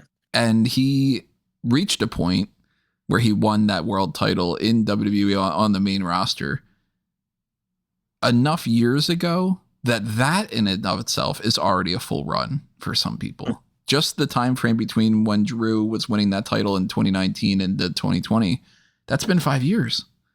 And how often was Stone Cold Steve Austin on top in WWE? About 5-6 years. So it's like, it's been a Stone Cold career worth since Drew McIntyre just had reached that level. But he is still not going to be somebody that is going to be around for the next 20. Like, he realistically is not. This is a guy who is already thinking about retirement, but let's talk about AJ Styles real quick. 2026, 2027, I think you said he's retiring, all right? AJ Styles, 48 years old. Hulk Hogan, when he came back to fight The Rock, 49. You know what I mean? Like, yeah. The way we view age now, it's better in a lot of ways because we're not closing the door on people. Yeah. And we're not, limiting their success. Bob Backlund's not ancient at 32 or something. Right. But at the same time, we're also not proactively trying to push people because we keep thinking that they've got all the time in the world. Right. There should be more movement for, like, why realistically is a Javon Evans not in the mid card of the main roster? Or why is Carmelo Hayes still just doing the tag team thing? Why is he not an upper mid card champion? Yeah. Why hasn't Obafemi just already been moved to the main roster if he's got so much aura about him? Why is Trick Williams just staying in NXT he's been in NXT for what, 4 or 5 years at this point? Yeah. Like, the same thing when you talked about with like Gargano and Ciampa and people along those lines. That there's always there potentially was a ceiling with them, but like people that just become career NXT guys. At least it seems like, with the benefit of hindsight, you can say that the thing with Gargano and Ciampa, and to an extent like Adam Cole and that whole season of guys, it seems like the reason they never left is because NXT was such a different vision. But like, why did you keep Roxanne Perez in NXT for 4 years, 5 years? Like, move these people up. I say it all the time with Gable. They're all like, oh, Chad Gable. He's such a young guy, got so much room. He's been on your main roster for 10 years. Yeah. We're not talking about like he's got to make it through the doldrums. 10 years is a long time. We just said double Steve Austin, double Bull Rock. Realistically, at this point, as much as I don't want people to lose their jobs and stuff, but like, if WWE were to be like, hey, we have too much programming, which they do, And, you know, it's a big difference between now versus what it was when I was a kid watching, we had Monday Night Raw. We didn't even have SmackDown. So we had either a 1 hour or a 2 hour show per week. And that was it. The roster didn't have 150 people on it. And they still had enough people that they could like bring in people and do stuff. But like there's a major benefit to having a bigger roster and having Raw and SmackDown. And then when you have Raw, SmackDown, and NXT, I think that that's the real, like, that's how it works. If you've got Raw, SmackDown, and NXT, you've got a clear division between your legends and your main people that you're pushing, and then your good hands are on the main roster. NXT then becomes people you're pushing towards that level and brand new people. But when you have Evolve and you have LFG, there's no real distinction between most of the people that are in Evolve right now and the people that are in NXT. And then a lot of the people that are in NXT should be on the main roster. And then there's certain people on the main roster that at this point, if they haven't clicked, they probably won't. And I won't name any names because, again, I don't want to make it seem like I'm like, you know, this person, whatever, even though we put like a Nico Vance in the F tier right now. It's like, that's because I just don't think that Nico he's not being pushed well. He's in NXT. He's not a priority. He hasn't done anything. And I don't see him breaking out of that. Same with Dante Chen. Realistically, Dante Chen on a smaller roster probably wouldn't be around. But if they like him as a jobber, and they want to keep him in rotation on the minor leagues of the minor leagues, you know, he doesn't measure up in the same way. Well, and or they're very intentional with their hiring. So even a guy like Dante Chen has some level of a spot on the card. You know what I mean? Like talk about it all the time with the Attitude Era. Yeah, there was a lot of like job guys, but they had spots. Like everybody was used intentionally. Like they know that they're putting him in the jobber spot. Right. Like, and even that, maybe he'll do something where he'll get a laugh out of something like Crash Holly did with the hardcore title, or, you know, like people had spots. That's what I'm getting at here. I know we're rambling a little bit, but that's what I'm getting at. I would prefer an era where people had spots and it wasn't just this constant thing of like everybody's super duper great, but since there's only so many spots at the top, we're just gonna book a lot of people like shit. Yeah. So plenty of these people could move higher up if they just decided to push them. And plenty of these people are ranked where they are primarily just because of their booking. But there's also certain people that if we were running our own companies, we would push them higher and lower based off our favoritisms and all that. And then at any point in time, somebody who's an A tier, a B tier, or even some C tier people could win the world title. And it would be like, hey, it happens. You know, Kofi can win. Or for all we know, Joe Hendry goes to NXT, and within a year they move him up to the main roster, and this act is still so over that Joe Hendry is winning the United States title in no time, and then he gets over and he's main eventing WrestleMania. But I think that we got a balance, and there are a couple of people that we could potentially tweak, but I don't think we necessarily need to. And then there's a lot of other people that it's hard to make an assessment for, especially on the Evolve and LFG front, or people like Jasper Troy, which was like, you made a big deal out of him for like 2 months at most. He's a monster. But yeah, I'm curious to see where a guy like a Bryce Donovan eventually ends up. And I think that there's Trill London is a good example. Trill, I've only seen a few matches of him because he's only been in LFG. Everybody keeps equating him to Jeff Hardy. Guy's got a lot of star potential. Right now, he's an LFG guy who didn't even make it into the semifinals. So, you know, pay attention to that. Maybe in the future, BJ Ray is one of our main event guys. And maybe somebody like a Penta never gets past the level he's at now. I don't know. So I would also like to cap this conversation off by saying we need a strong third tier wrestling promotion. Like that's the vibe I've gotten out of doing these tier lists. Like, I think there's still a lot of room for dividing the people who want to be wrestlers up into different promotions. Like, this hoarding talent thing, it doesn't work.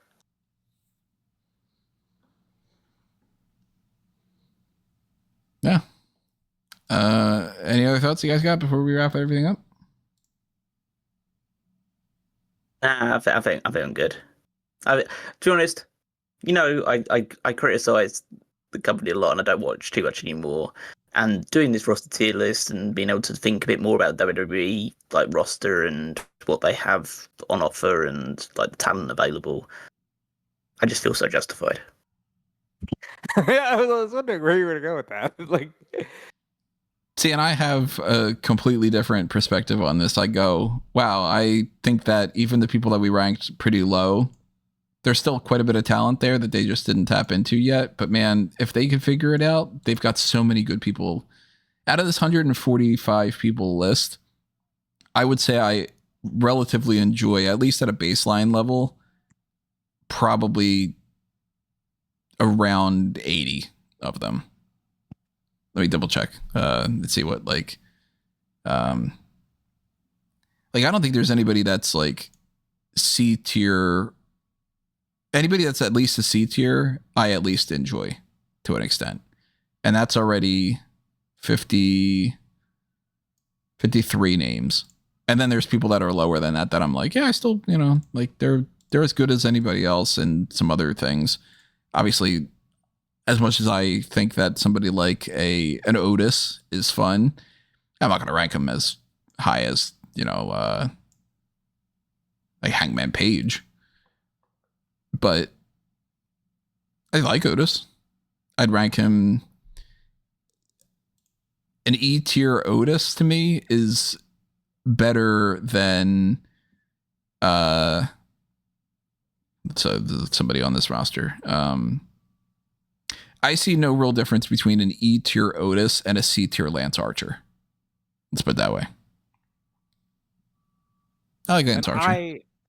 I am very much, as I've decreased the amount of WWE that I've watched over the past 3 months, I'm very much in the camp of, yes, there's a lot of potential here. But the show sucks. The show really sucks, and we really need to get a better presentation going for everyone on every single tier, because right now, to me, it's not as strong as it should be. Yeah. Shows suck. Talent, great. And you know, and then let's be clear, the worse the show is, the worse the talent is going to look. Yeah. They can only do so much. And if you don't want to let them, that's one benefit of having talent in AEW is even if the writing sucks, they let them wrestle in a way that they can still show off their talent in a lot of other ways. Whereas in WWE, if you were to take somebody that's like Angel and Berto could be on AEW or Ring of Honor TV to me, and I don't think that that's like, oh, well, they suck, but Top Flight is so great. They're just about as on par. They're like, I would say sometimes they could be better. Like Angel and Berto and Top Flight, sure. But Top Flight gets the chance to go and wrestle in a way that they can show off their skills better because they are on the microphone as they would like to present themselves. That's a different thing where WWE is like, yeah, but we can't have you do any of these crazy things or have fun doing that, or we can't do that. So we're going to downgrade you for the benefit of other things, which, like, why? Yeah. So keep all that in mind and drop your comments and tell us where you would rank certain people. And of course, also remember, we did this on the 29th. So maybe by now Rusev is Intercontinental Champion and maybe somebody else has gotten released. If Features and Ofe mid podcast is one of those, then different story. But hit the like button, subscribe, get all that stuff going on. Make sure that you check out the link tree that you can find at amangotree.com or anthonymango.com and find everything over there for Smart Out Moment links and Fanboys Anonymous links and some Tony Mango links. Follow what Rob and Callum are up to too, though. Yep, you can follow me everywhere at Dude Felice, and once you get there, you'll see all the links to my work and all that stuff, and I always appreciate the support. You can follow me on Twitter and Blue Sky at Wigmeister14. If you liked these rankings, then you might also enjoy the Power Rankings every Saturday over on smartcatmemo.com, where I rank the WWE superstars based on their previous week's performances. And while you're over there, you can also check out the Fantasy League, also at WWEFantasyLeague.com, to see how our different rosters are doing, who's picking up points on the road to Crown Jewel, where there will definitely be plenty more points up for grabs, as well as our prediction contest to help dictate who gets bit of an advantage going into the next round of events, I guess. So yeah, check all that stuff out there. And then I do not know for sure when you're listening to this. Of course, maybe you're listening to this in 2032 or something. But what our game plan is going forward is kind of up in the air a little bit. There will be at the very least another round of the hot tags, and the plan, I guess, is to kind of just see what happens when it comes to when I'm in Brazil. I'm going to try something out that I haven't tested out yet and see if, because I'm not going to bring my microphone with me, because first off, why would I lug all that equipment? Second, it's not going to hook up as well to my my laptop compared to my desktop. But with our different setup here, there is a chance that I can record things on OBS and call in to Discord and have a pretty decent microphone through my Samsung. But I don't know for sure. And then as far as timing as well, time zones and then just plans and other things might get in the way. So this week there will be at least a round of the hot tags. In the next 2 weeks after that, there might be hot tags where it's just Rob and Callum. If it's an issue of recording, or if they're not particularly interested, then maybe I might try to record something separately on my own. Maybe I won't. Maybe we don't have something. Maybe I'm able to get on there with these two guys and do something. It's all going to be kind of up in the air. But if you're listening to this after the scheduled out thing, and I kind of progress that a little bit forward, then thanks for sticking around like that. And if you're listening to this ahead of time and you are on the $5 and up tiers on there, thank you for your support. Really, really appreciate that. And we might also have a dark cast in some fashion. We're going to have something in October no matter what, but it's a matter of, I don't know if I'm going to get around to being able to do something. I have to figure out a plan and then try to do it over the course of the next couple days. Maybe I did, maybe I didn't. I don't know. Stay tuned though.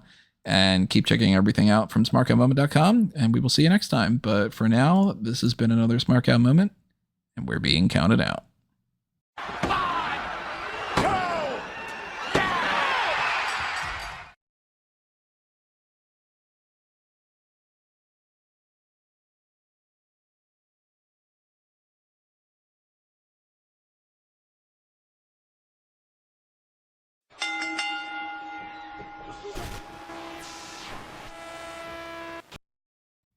What is up, wrestling fans? Welcome to part 3 of our annual tier list rankings here on Smart Cat Moment Smack Talk podcast. I'm your host as always, Tony Mango, joined as always by Rob D. Felice. Hey. And Callum Wiggins. Oh dear. And if you have not checked out the AEW women's and the AEW men's roster tier lists that we've already done, go back and check them out. More explanation of these different tiers that we have and just the system in general and all that we won't bother to go along. It's pretty self-explanatory too, but we are also going to be recording here the WWE women's roster and context as well on this. We are recording this on the 23rd of September.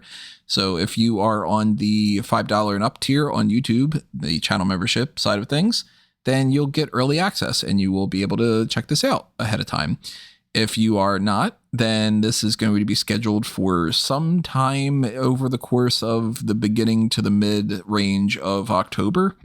So that's potentially quite a bit of a jump in things could happen that could change our perspectives. But I'm going to be in Brazil for 2 weeks in October, and I don't think I'm going to be able to record anything while I'm over there, but it all kind of depends. So I'm going to release this a little bit later than that, and that's why we're recording this a little bit in advance as well. So if by some chance there is some kind of major difference, and it's like on the Friday night SmackDown that's coming up this week, Jade Cargill and Nia Jax are up against Tiffany Stratton, and Jade Cargill wins the title, and we're ranking her based off of not winning that title, then keep that in mind. So, you guys should be ranking Blake Monroe so much higher because in the next 2 weeks, she becomes the focal point and wins 8 championships. We don't fucking know.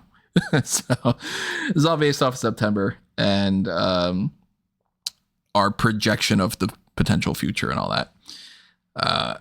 Keep in mind too, we want to know what your opinions are. So drop your thoughts in the comment section below and tell us what your rankings are for the different men and women that we do on these. Of course, this one is the women's division. So leave a comment on YouTube or Facebook, Twitter, whatever it might be. Head on over to the Discord channel and just chat it up over there. Join the community on that front.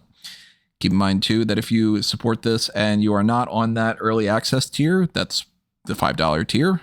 Greatly appreciated. Even $1 a month is. And the Darkcast and the Pick Your Poison tiers are also out there if you want to join those. Patreon.com/SmarkOutMoment. And the setup of the tiers is the exact same over there. Click on the thanks button, toss a little spare change our way. Redbubble and TeePublic is where you get your merchandise. And that's pretty much all we need to explain other than to show you the actual thing that we're working with right now. So as we usually do here, we've got our spreadsheet that you can see on the YouTube side of things. And you can see that a lot of this is actually already filled out. There's a good 30 names that I've got on here. 23 is what it is. Now they are in purple and they are already filled out to save a little bit of time. And because these are all women who are on Evolve and pretty strictly just on Evolve and LFG, where they're not wrestling on NXT in the same capacity. So it's very hard to rank them. And Callum doesn't watch AEW. Doesn't watch WWE. Total opposite. He watch AEW. Yeah. Doesn't watch WWE in the main roster even as much as what he used to, let alone when it comes to NXT, let alone when it comes to Evolve. You might not have even seen 30 seconds of Evolve, right? What's Evolve? There you go. And Rob has not, I think at this point, seen a full episode. I have not seen a full episode of Evolve, and I've not seen anything of LFG still. I have a limit, it turns out. In fact, I'm watching less main roster content than I ever have in my life. So That's where we're at right now. So this set of rankings that I have currently on here is my assessment of what I would do for anybody that would be curious. And I'll just very quickly breeze through them before I move them over into the no opinion column. Because in the grand scheme of things, a 2-on-1 type of a vote like that, and it is Evolve, so these people are, pun intended, evolving. So here's where I kind of assess this group.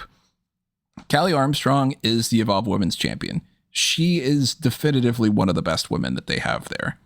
But she is also at a level that if she were to go to NXT right now, I think she'd fit in perfectly fine. She would be on the same range as like a Lola Vice or Kalani Jordan or whoever in that kind of range.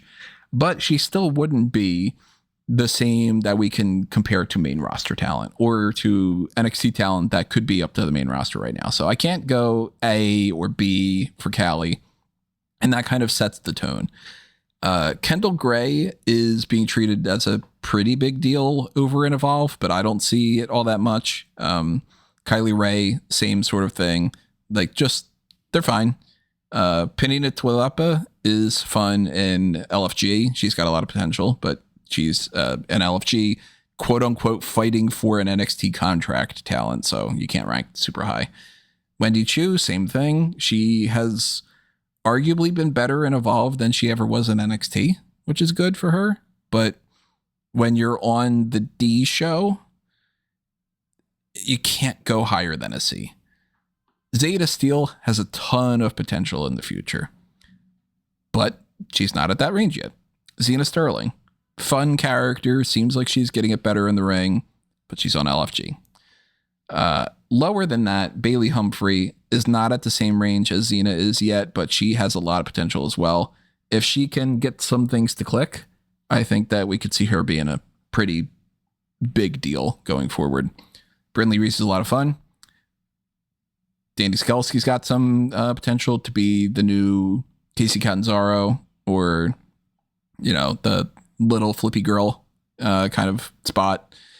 Hayes Jameson is great for character work. The in-ring stuff isn't quite there yet, but if you can take Hayes's character and personality and give that to even somebody who's a veteran, like a Natalya would be way higher up. Hayes has personality. Gintala, Summer Sorrell, people that have some talent. I don't see it as much in Carly Bright, Serena Lenton, and Tatiana Dumas. It wouldn't shock me at all if they eventually don't get like onto NXT proper and all. And then I have quite literally no opinion when it comes to Aria Bennett, Chantel Moreau, Calix, who is Jessica Carr in a mask. It's cool that she's wrestling. Layla Diggs, Mason Holiday, Zara Zakher, I think is how it's pronounced, and Zoe Sager. I don't even think Zoe Sager's wrestled a single match. I think Zara Zakher is just like basically on ID. Chantel Moreau's got some character. Layla Diggs and Mason Holiday are just the same as, their names. So that's 23 names to just completely, mess around with on there. If this becomes a little bit too confusing with these being ranked on that front, then I'll move them over to no opinion. But keep in mind, any of the purple ones, it's just my opinion. So that knocks out a third of what we've already got.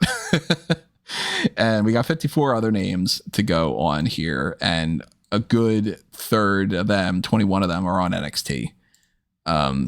Let's set the tone, though. Let's go with our S's and our F's.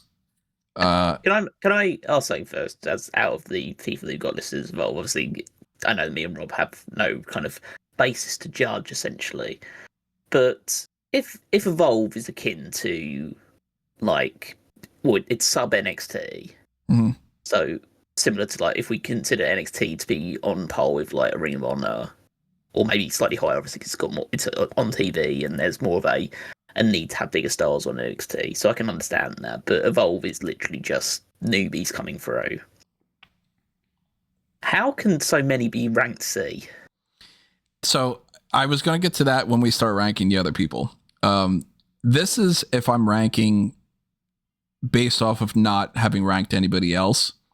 But the moment we start putting other people in there, I would effectively move everybody from C to D, D to E, and E to F.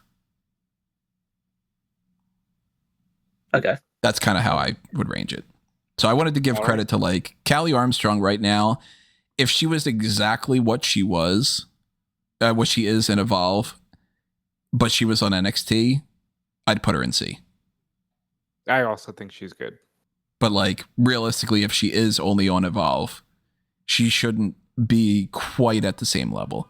But there's no real difference to me between Callie Armstrong and Evolve versus Carmen Petrovic in NXT.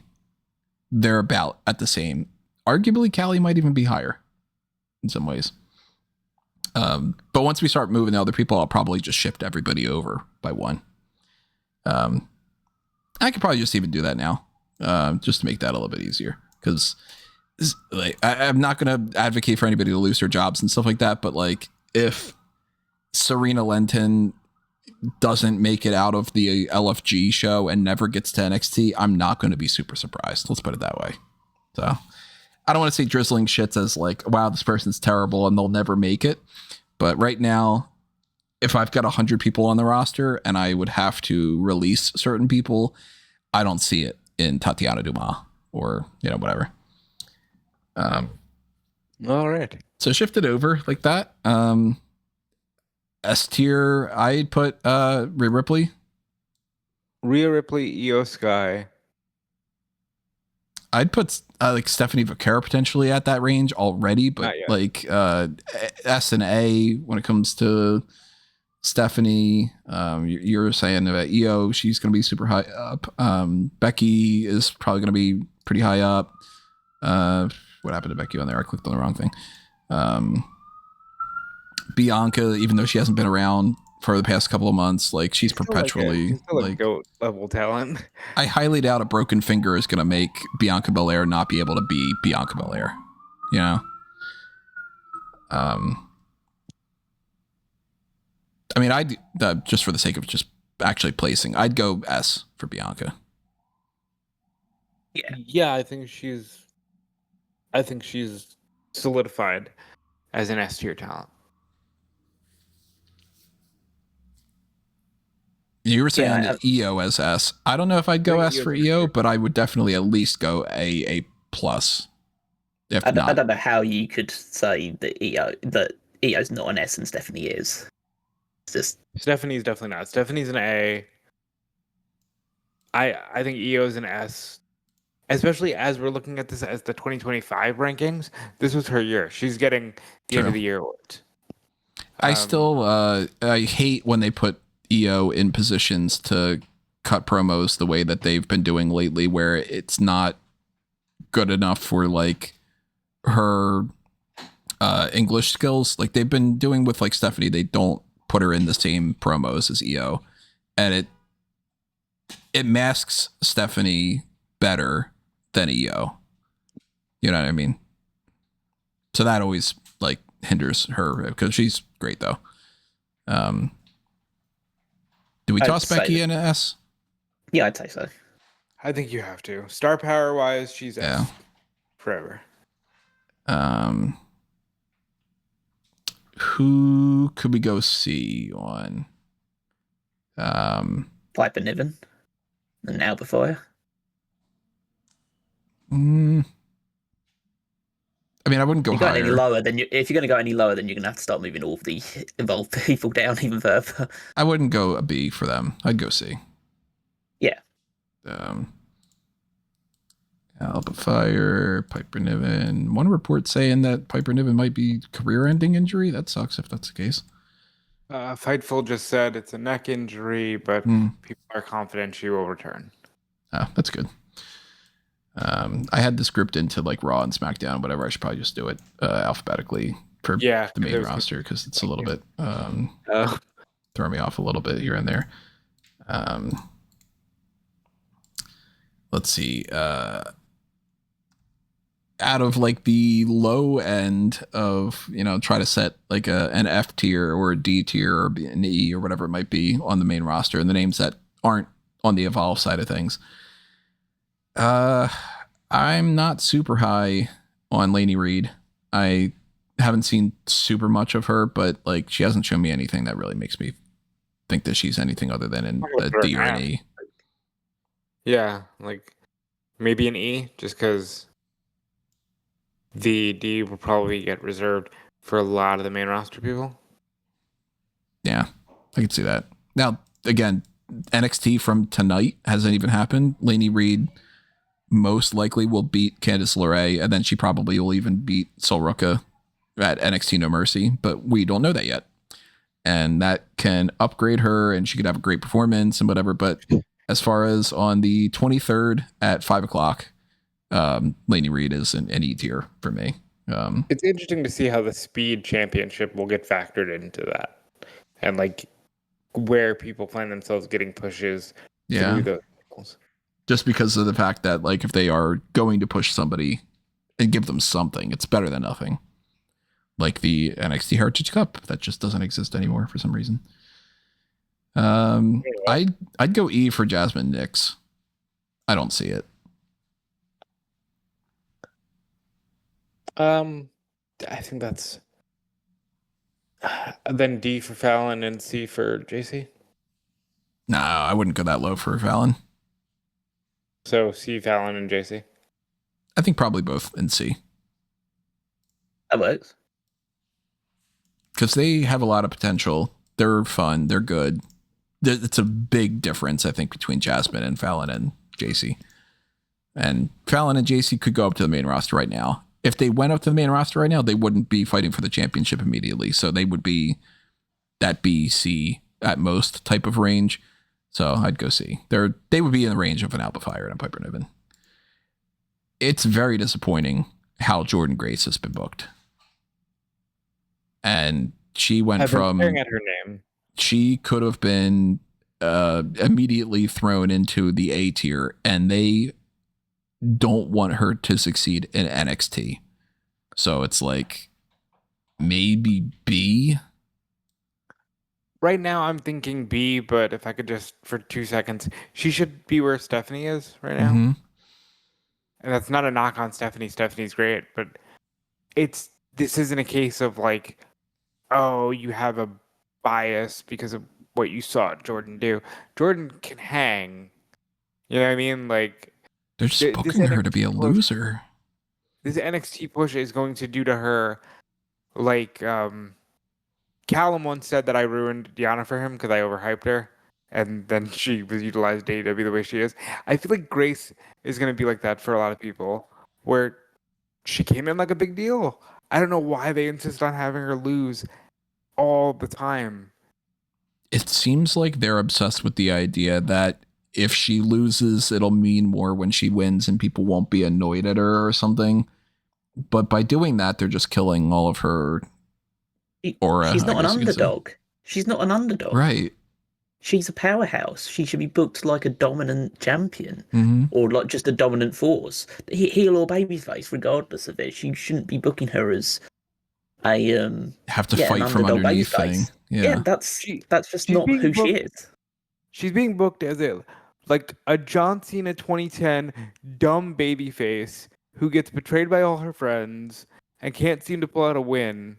Like, I don't get it, because she should be in A tier, if not like already creeping towards S. Right. She could have been booked that strong. And they're going to have to rehab her after being in NXT rather than NXT being a launching point to the main roster. And it's going to be one of those things where you know it for a fact where they're not even going to try. All they're going to do is call her up and go, isn't it amazing? Mm-hmm. We have George Grace on the main roster now. Yeah. That's what again is one of the most worrying aspects of it, is because for a lot of people, NXT is the peak of their actual booking ability. Yeah.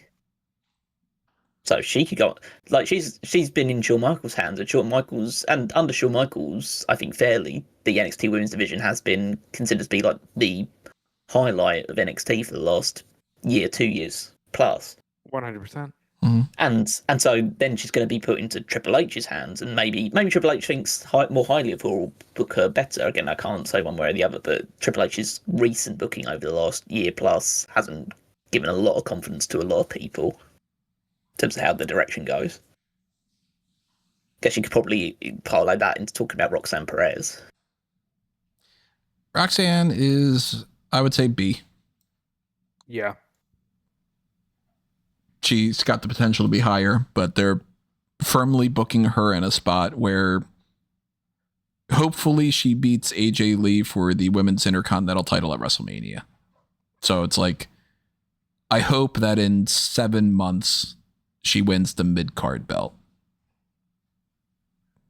And you know what? Like, people can have slower, she's what, like 22 or something?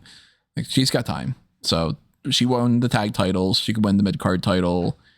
Roxanne's not in a spot where if Roxy doesn't win the belt, the women's world championship in the next year, she's cooked. Like, no.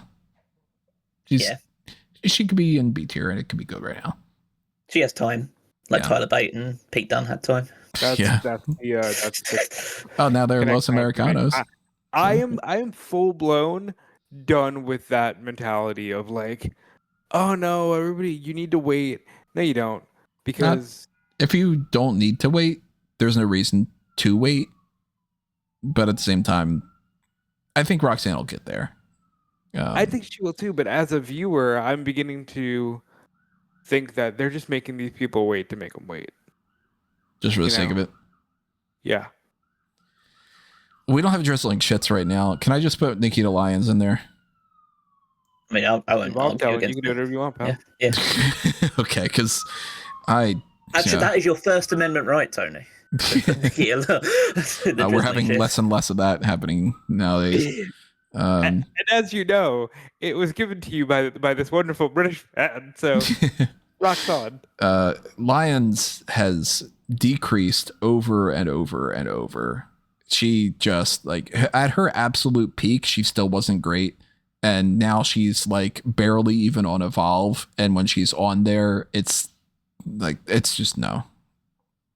On a real level, she was okay when she started, and now both of her knees.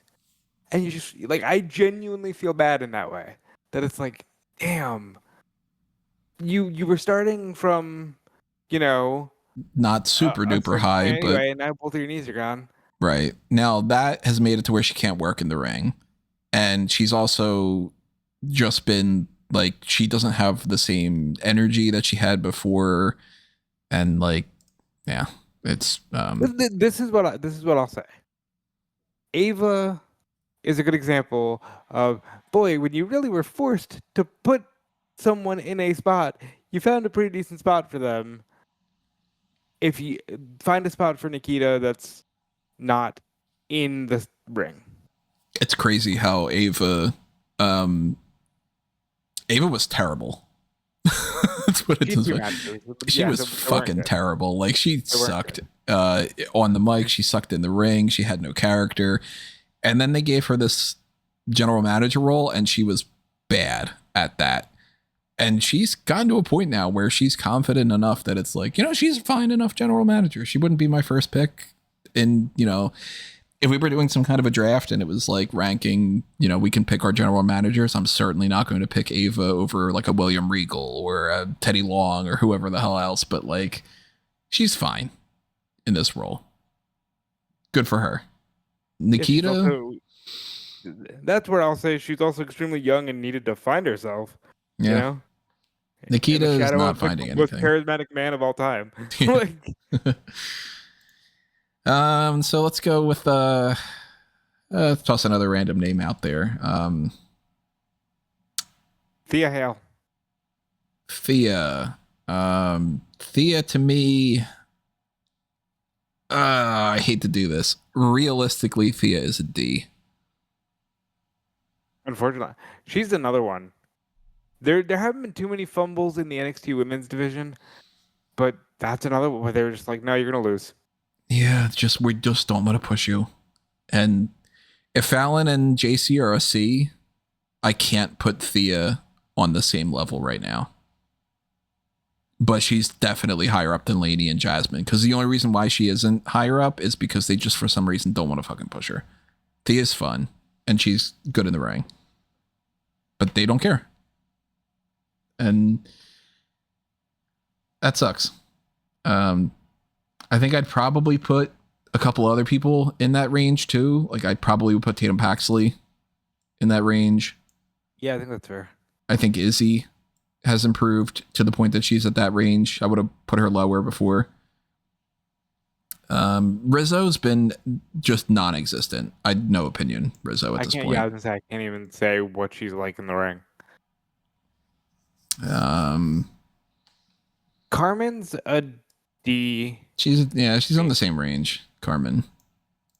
She has potential. She's hot. She's, you know, able to carry herself on the microphone. So like, some things are clicking, but it hasn't all clicked yet. And they haven't bothered to like give her a championship run or like a solid push for more than a few weeks at a time. So she's not on the same range as Fallon and JC, I think.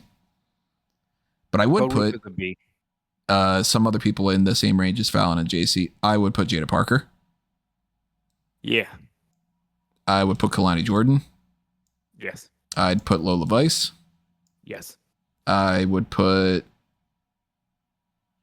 Zarya. Yeah. And She's booked like an E. She's booked like an E. Yeah, it sucks. She's fun, but she's booked lower than the other ones. Tremendously fun, but yeah. Tyra Maysteele, I'd put an E right now. She has the potential, but she has to learn more. Like, she has to get some character. I would genuinely put her at least in D because she can beat all those women. And she would beat all those women if they were booked against her. If they cared enough to really push her with the Olympic thing, she would. But right now, they're like, she's not a jobber. Right? Maybe she would go in D. Yeah. She just wrestled Chelsea Green. That's true. Yeah. Who Fair enough. Jasmine is like, she's the loser of the group. Ren loses all the time. Tyra being a D makes sense. Chelsea Green's a B. She should be an A, but she's a B. What do you think, Callum? Yeah, that's fine. Let's finish out the NXT side of things. I think Soul Rookie jumps up. Yeah, I think she's already a B.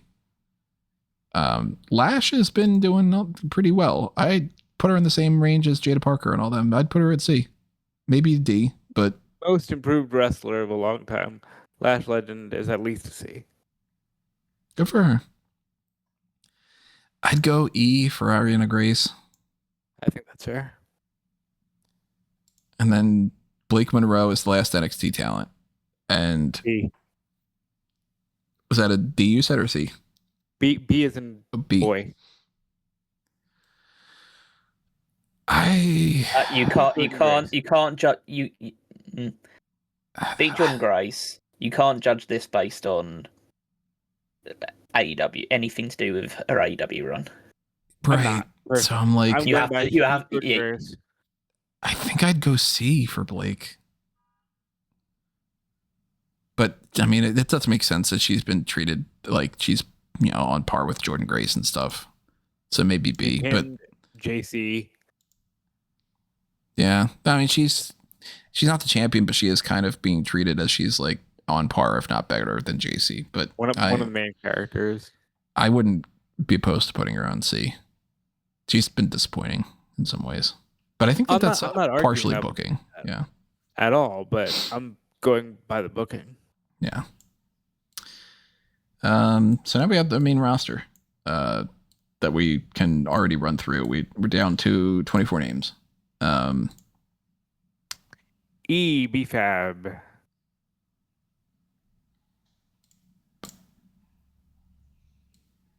Yeah. D, Michin. No, C, Michin. C. The C. Michin's better than they give her. I feel bad for her. They just don't want to push her. It's just that curse. It's that curse of being somebody who's really good at the gig, and then you get a good hand. Nikki Cross is in my opinion, right? She doesn't wrestle anymore. She hasn't at all since the Wyatts. She's just been like a manager, essentially.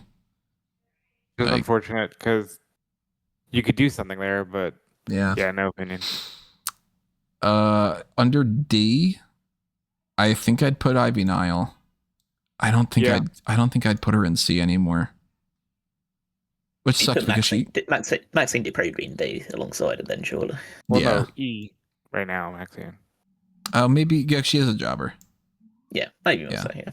She's she's there to be attractive and to be like a fun enough person on a house show match or whatever. And for some reason they gave her a spot on for again context everybody, it's November, I keep wanting to say November, it's September 23rd, and yesterday on Raw, Maxine went up to Adam Pearce and said, "Can you please give me a chance?" And he's like, "Nah." I'm sorry, that's not. Well, you know what? No, that is funny because they're booking another TV show that way. Why are you doing that to the poor girl? Yeah, he was like, "Well, I can't, but if you keep doing what you're doing and you keep improving, then maybe." Which was like, you dedicated time specifically to have Maxine be like, "How good am I?" And Adam Pearce is like, like that's how's she supposed to improve if you're not actually going to put her on TV? When's she going to be doing? When's she going to be doing any improving? Shows, Tony, you mentioned house show matches. What house shows? But I mean, they didn't book her for anything. So it was like, why call her out and go no? As opposed to like, all right, well, if you want to challenge, you can go up against Raquel Rodriguez next week, or you know what I mean? Like one of those She's gonna things. be La Grande Americana.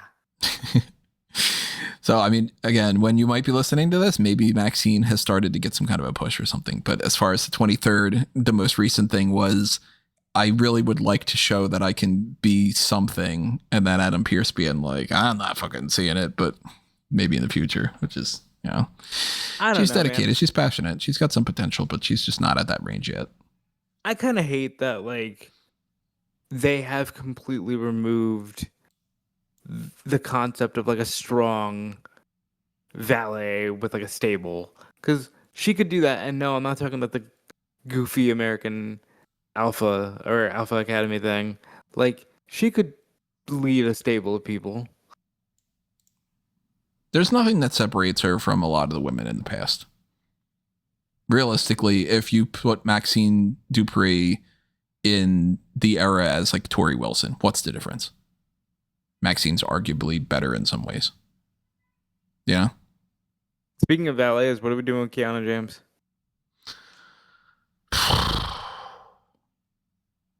Oh, no man, opinion? I don't know. No opinion, maybe? Probably no opinion. She's one of the better ones on the microphone. And she looks fantastic and she's got character. And then they said, yeah, but fuck you with the in-ring stuff. I don't know why. If somebody's got like 3/4 of a thing going on, why would you not at least try? You gotta accentuate the fourth that she doesn't have anything going on. As someone who's only like really paid attention most to the clips, I still have the full belief that they're just using Julia to push Kiana James. Really? Yep. Let's talk about Julia. She has not lived up to the hype. No higher than a B. No higher than a B. I'd potentially go C, but B makes sense because she's the champion. champion. Yeah, she's the women's US champion. She's a B. But she is starkly distant from Stephanie Becker.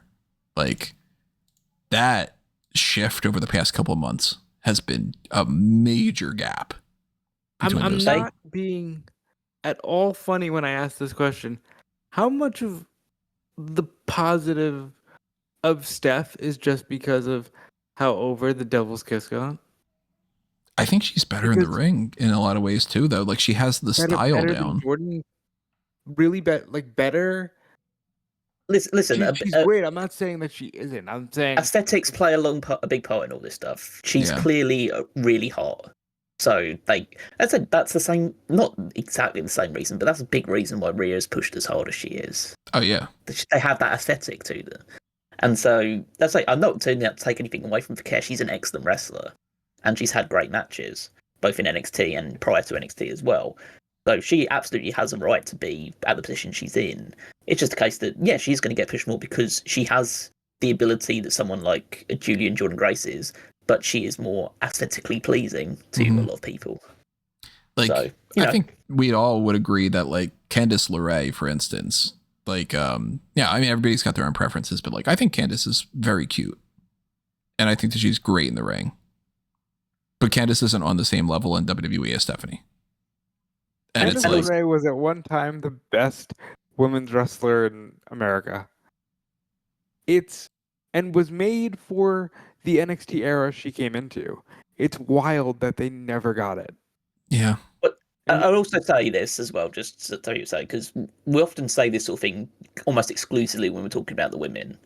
It applies to men too. The same thing absolutely applies to men. Why does people like Bron Breakker has the look that he has, and that means that he'll get pushed, even though a guy like Chad Gable can do a lot of the stuff that he can do, but Chad's small and looks the way that Chad does. Not that Chad is like unattractive by any stretch of imagination, but it's just Bron has a presence to him that other people don't have. Same thing with like Seth. Seth has and Roman have looks to them that other people just don't have. Right. And, like if we look over to the men's roster right now, like JD McDonough is arguably better in the ring than some people that would be higher up on the, like, we're not going to rank JD McDonough as an A-tier guy.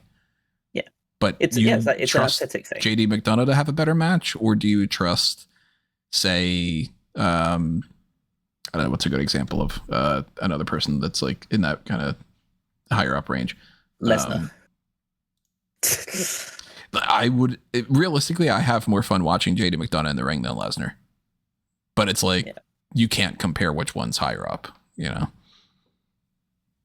Which I guess I don't have Brock and a couple other people on here. I got to, oh wait, no, I do. He's on the side. Okay. My thing is, it's unfortunate because I understand what you're saying completely, and yes, that's obviously an element of Stephanie's push.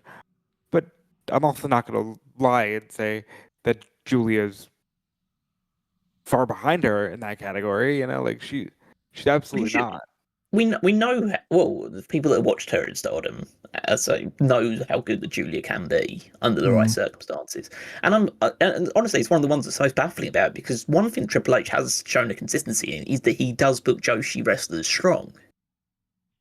How little faith he's putting into Julia is alarming for her in a way. Yes, they've given her the title, but doing so little with her, despite being champion, is kind of, well, it's in one way it's understandable. In other ways, it's just a bit weird because he does treat Asuka and Kairi and Io with a lot of respect in terms of the way they're booked.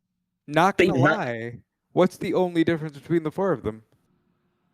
Julia is a product of the Michaels era of NXT. He doesn't have that built-in relationship with Julia, and maybe that's what that is.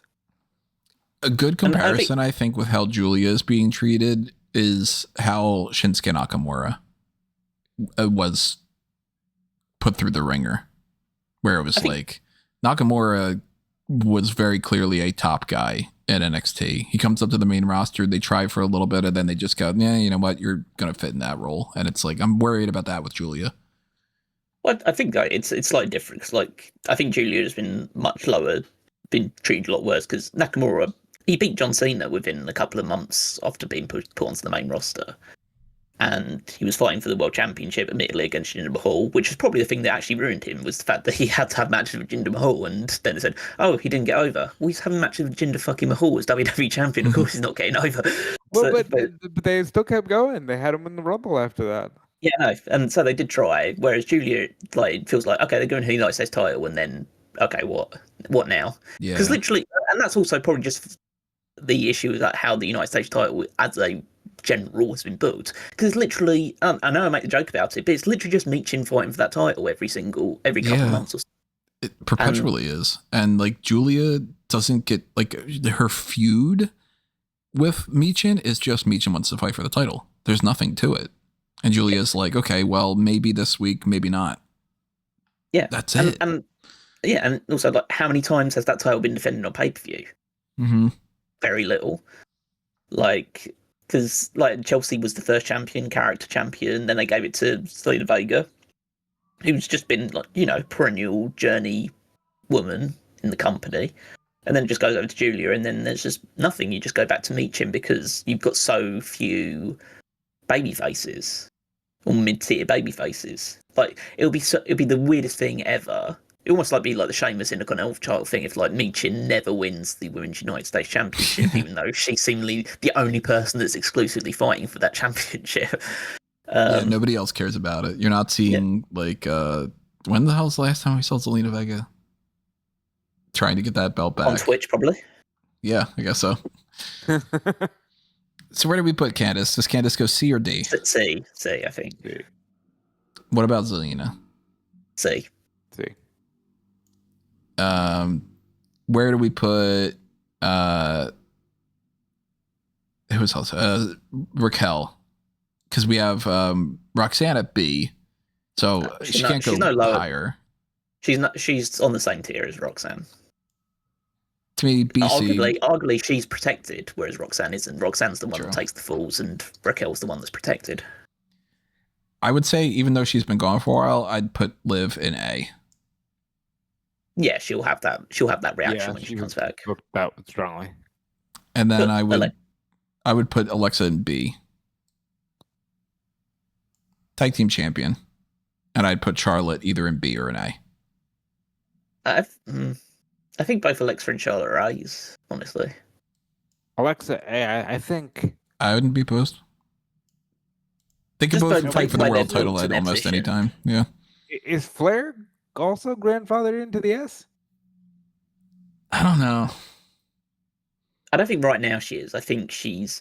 It's almost like this weird thing. I think Bianca would stay in S, but you could argue that last year when she was just babysitting Jade Cargill for the most part of it during her first year in the company, you could have argued that she could have been moved to A because she was just there to be a tag team wrestler for that period of time. But I think with Charlotte Flair, obviously you can just make her world champion or put her in the world title match, and it's just okay. That's what Charlotte does. Right. But I don't think. But right now she feels more like not so much grandfathered into the S in the same way that Jericho should be grandfathered into the S for AEW, but he's not now. It's declined to the point where he can't be an S guy for the company. And I think Charlotte's in that same position. I'd argue the same when it comes to Asuka and Bayley should be under A. I'd say so. And not S, despite how we know that they have had S in the past. That's So fair. that means Bailey's an A. Yeah, Bailey's an A, yeah. Bayley and A. I'd put Tiffany as an A. Yeah. And I'd put Cargill's an A. I'd put Cargill as an A, probably. Maybe a B. There's it wouldn't be my choice for ring ability because even though she has been improving with recent performances, but I think they're positioning her as an A now. That's a lot. I'd put Lyra as B, maybe. She won the women's intercontinental champion, so that's like the Julia range. But I think Lyra's an A. Lyra is in the same as Stephanie, though.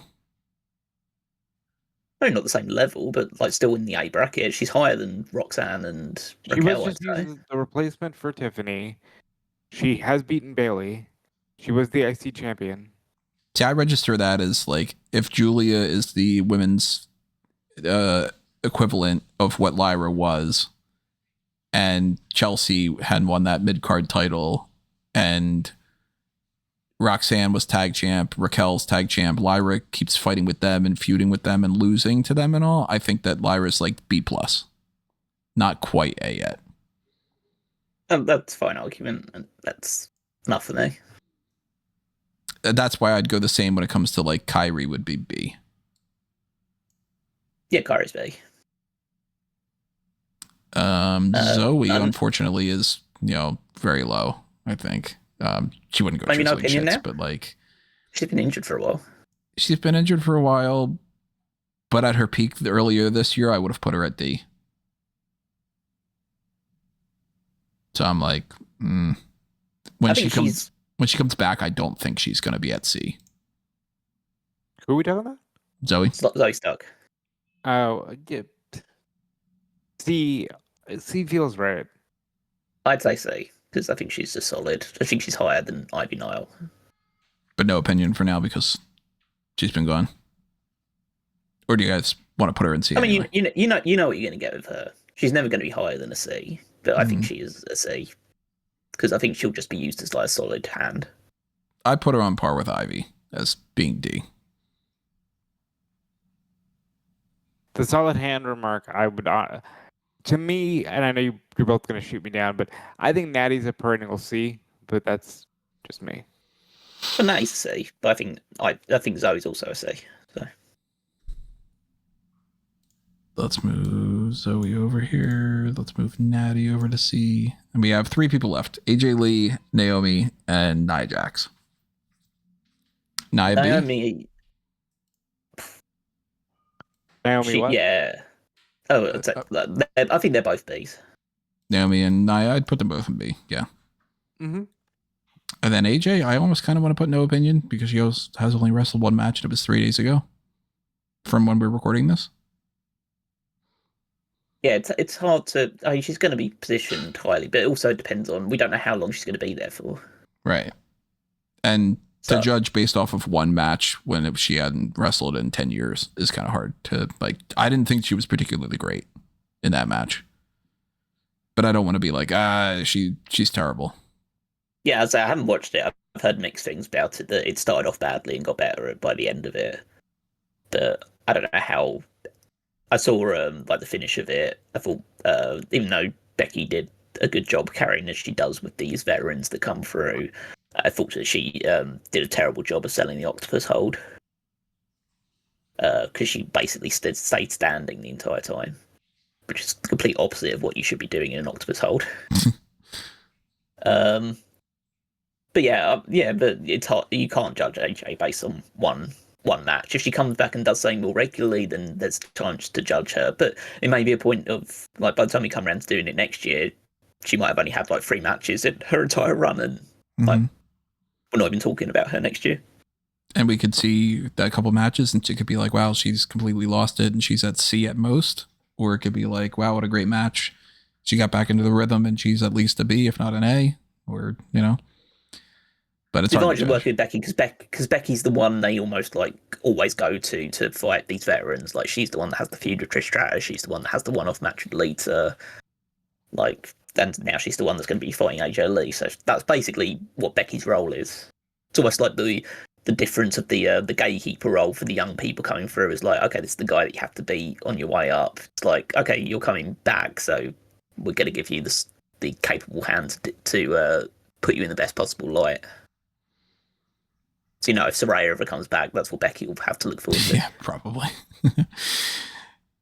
The likelihood that Saraya comes back and has a match with, like, let's pick a big deal, and it's against, I don't know, Raquel. Michin for the United States Championship. Michin, yeah. Or she's in a match with Nikki Cross randomly. Like, probably not going to be the case.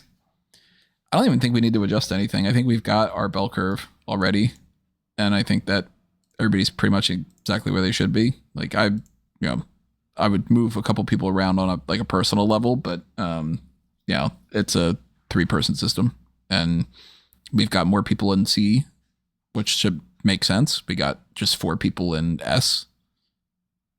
Yeah, I agree. Yeah, I'm fine with this. Cool. All right. Congratulations to all both. Keep in mind, everybody, we do have the men's WWE roster, which right now I only put 3 people on No Opinion because these 3 people have never wrestled a single time yet, and they are in the Evolve side of it anyway. So I don't know when we're going to record that.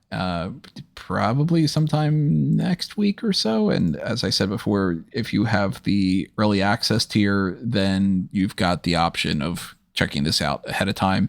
I am probably just going to upload these on the 24th after we'll be doing our NXT No Mercy thing. I'll probably record them, upload them tomorrow, and then have early access for that, and then have them scheduled to release over the course of like the beginning of October or so. I don't know. Do you guys think that you're going to record anything when I'm in Brazil by any chance? We tend to. Probably at least a Wrestle Dream review. Prediction thing or something. Maybe like one episode that's like a hot tag / prediction thing for pay-per-views or something. I don't know. I would do hot tags and stuff. We've typically done that before. That's say we won't say for certain because we don't want to promise anything that we don't deliver, but we try to if we have the opportunity. And it's a different setup of recording than we've done before. So I might end up being able to record something and actually call in to Discord on my phone and do something like that. I don't know. We're going to have to try to test that out a little bit. But if we, spread this out over the course of that time frame, you'll be listening to this when you listen to it. So share your support, leave a comment below, hit the like button, tell us what you agree with, what you disagree with, and go back and check out the AEW roster tier lists and check out the WWE men's tier list coming up whenever we do that. In the meantime, though, keep in mind to follow everything that you can find on the link tree at anthonymango.com to find all my stuff and the Fanboys Anonymous stuff and the other Smart Guy Moment links. And check out Robin Callum stuff too. Yep. Check me out everywhere at Dude Felice. Check out everything on Fightful.com as well. You can follow me on Twitter and Blue Sky at Wigmeister14. Check out the Power Rankings every Saturday over on smartcammo.com, where I rank the WWE superstars based on their previous week's performances. And while you're over there, head on over to the Fantasy League, also at www.fantasyleague.com to see how our teams are doing as we head towards Crown Jewel. So who's picking up points heading into that next show. Which may be this week when you're listening to it or something. I don't know. All right. Well, tier list rankings 3/4 are done. And stay tuned for the WWE men's roster next. But adios for now. This has been another Smart Guy moment. And we're being counted out.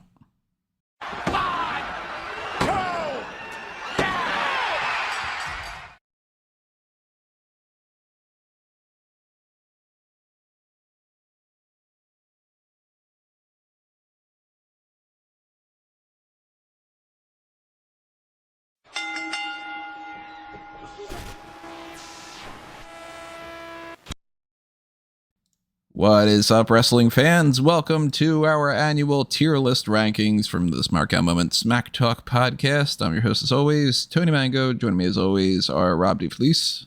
Hey. And Callum Wiggins. Hello. And I want to preface this with a little bit of a heads up. We are recording these, whatever we end up recording today, depends on what it is, on the 23rd of September. And I'm not entirely sure exactly when this is going to be released. It's going to be released early for the people that are on the $5 and up tier on YouTube, but the other people that are going to have to wait, I don't know when I'm going to schedule these things to come out. I don't know if we're going to record 1 or 2 episodes today or 3 or 4 or whatever it might be, but we're knocking out a couple things a little bit ahead of time, and some of this is going to be heading over into October, so keep that in mind too.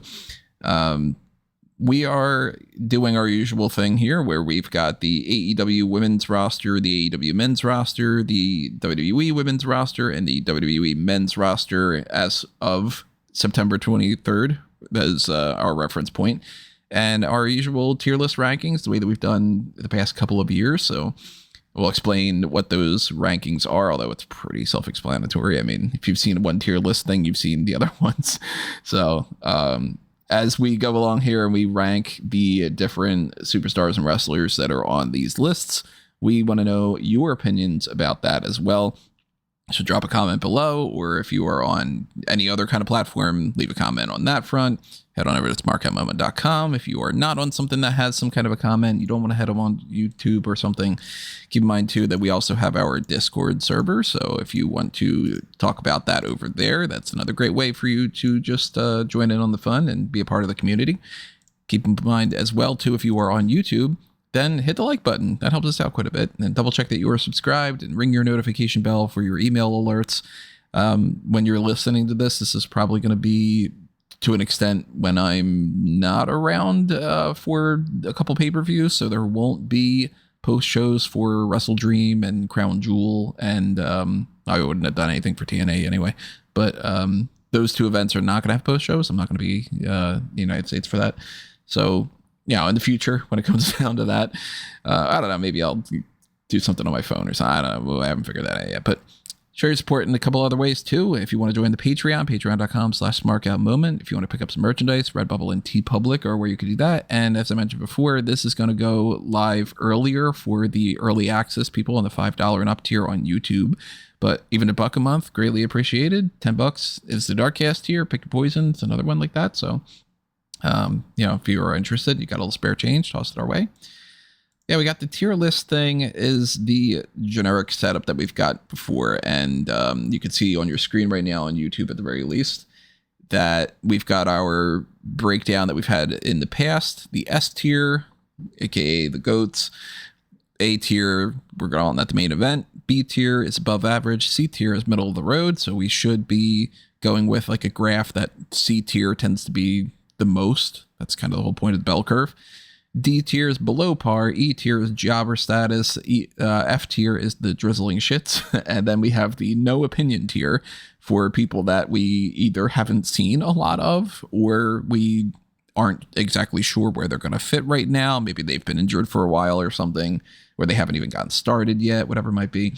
Again, it's pretty self-explanatory. It's a tier list thing. So for anybody that is curious why we don't have like graphics and have like the tier list thing and all that, it's just way too hard to like hundreds of people make each graphic and then make a chart, whatever. It's a lot easier to do it on the spreadsheet here. So if you want it, donate to the Patreon, show us your interest, and then you get it. That's exactly how that works. So I've got on my roster page on SmartCow Moment these 41 women we're going to start off with for AEW. And the same when it comes to the AEW men's roster and the women's roster for WWE and then the men and all that. I not only consulted my own list, but I also made sure to check a couple other places. So I might have some people missing that we could put in there. And then maybe there's a chance that there's somebody that I still have on here that hasn't been around, or maybe they got released and they just like, you know, it's for some reason these companies are making it harder and harder for you to know exactly who is in the company anymore, which is very frustrating.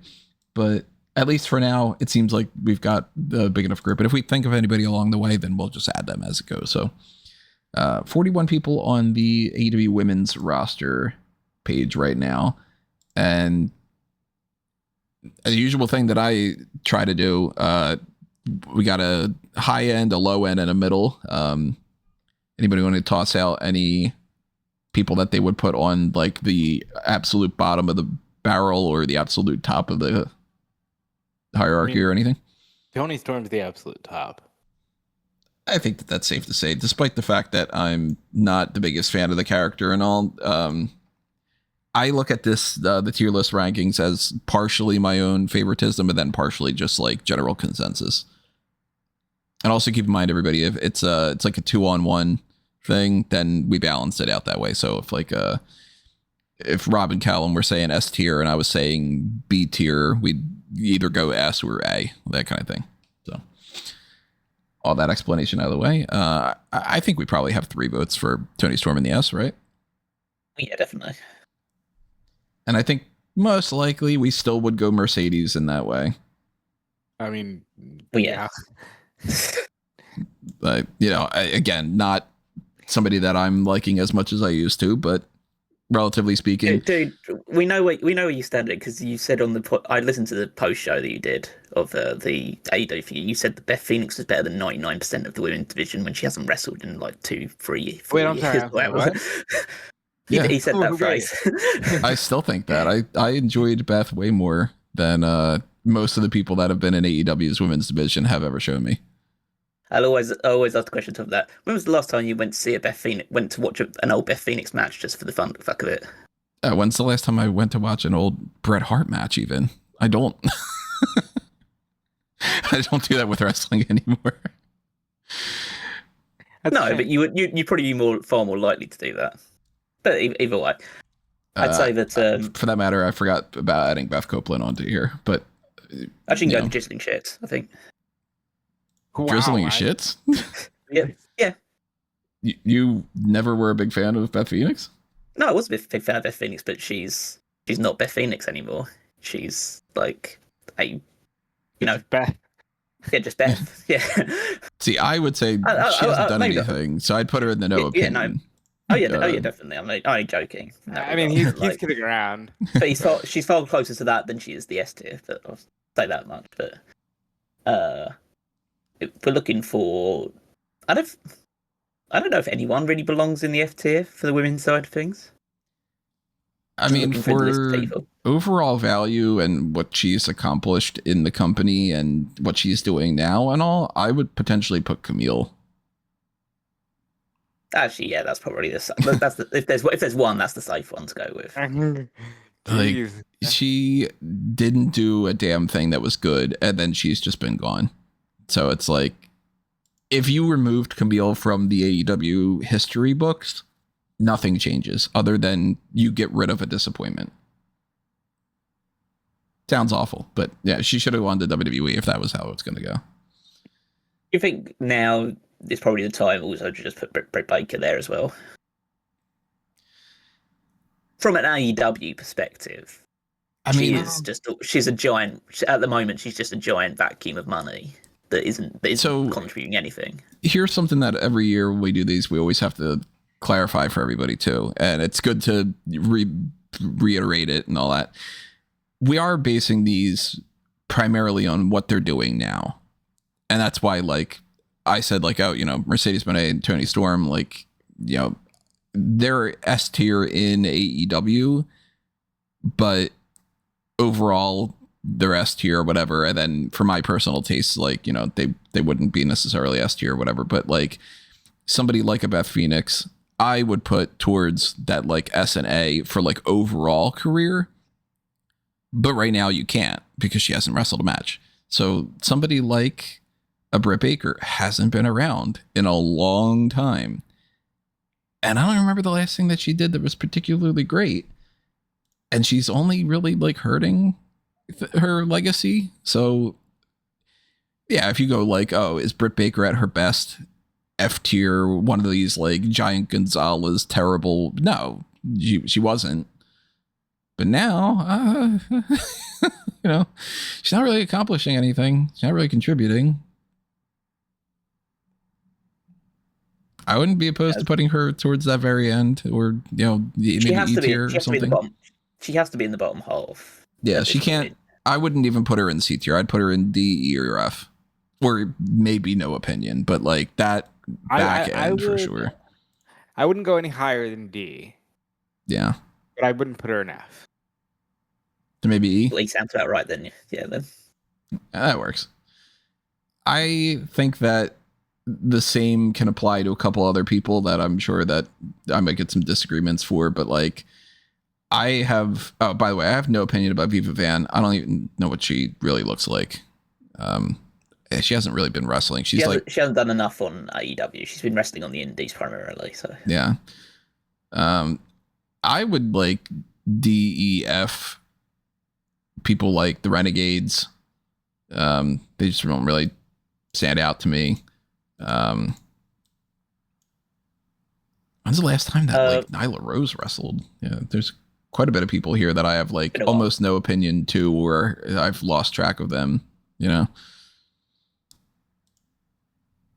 I'd say that like the Renegades, we might have to split between the two of them. I just need Rob remind me which one's the one was injured for a long time. Charlotte. Okay, Robin's been working. Yeah, Robin's working. So I'd put Robin in D and Charlotte in E then, because at least Robin's been doing stuff. What about you, Rob? Yeah, that sounds about fair.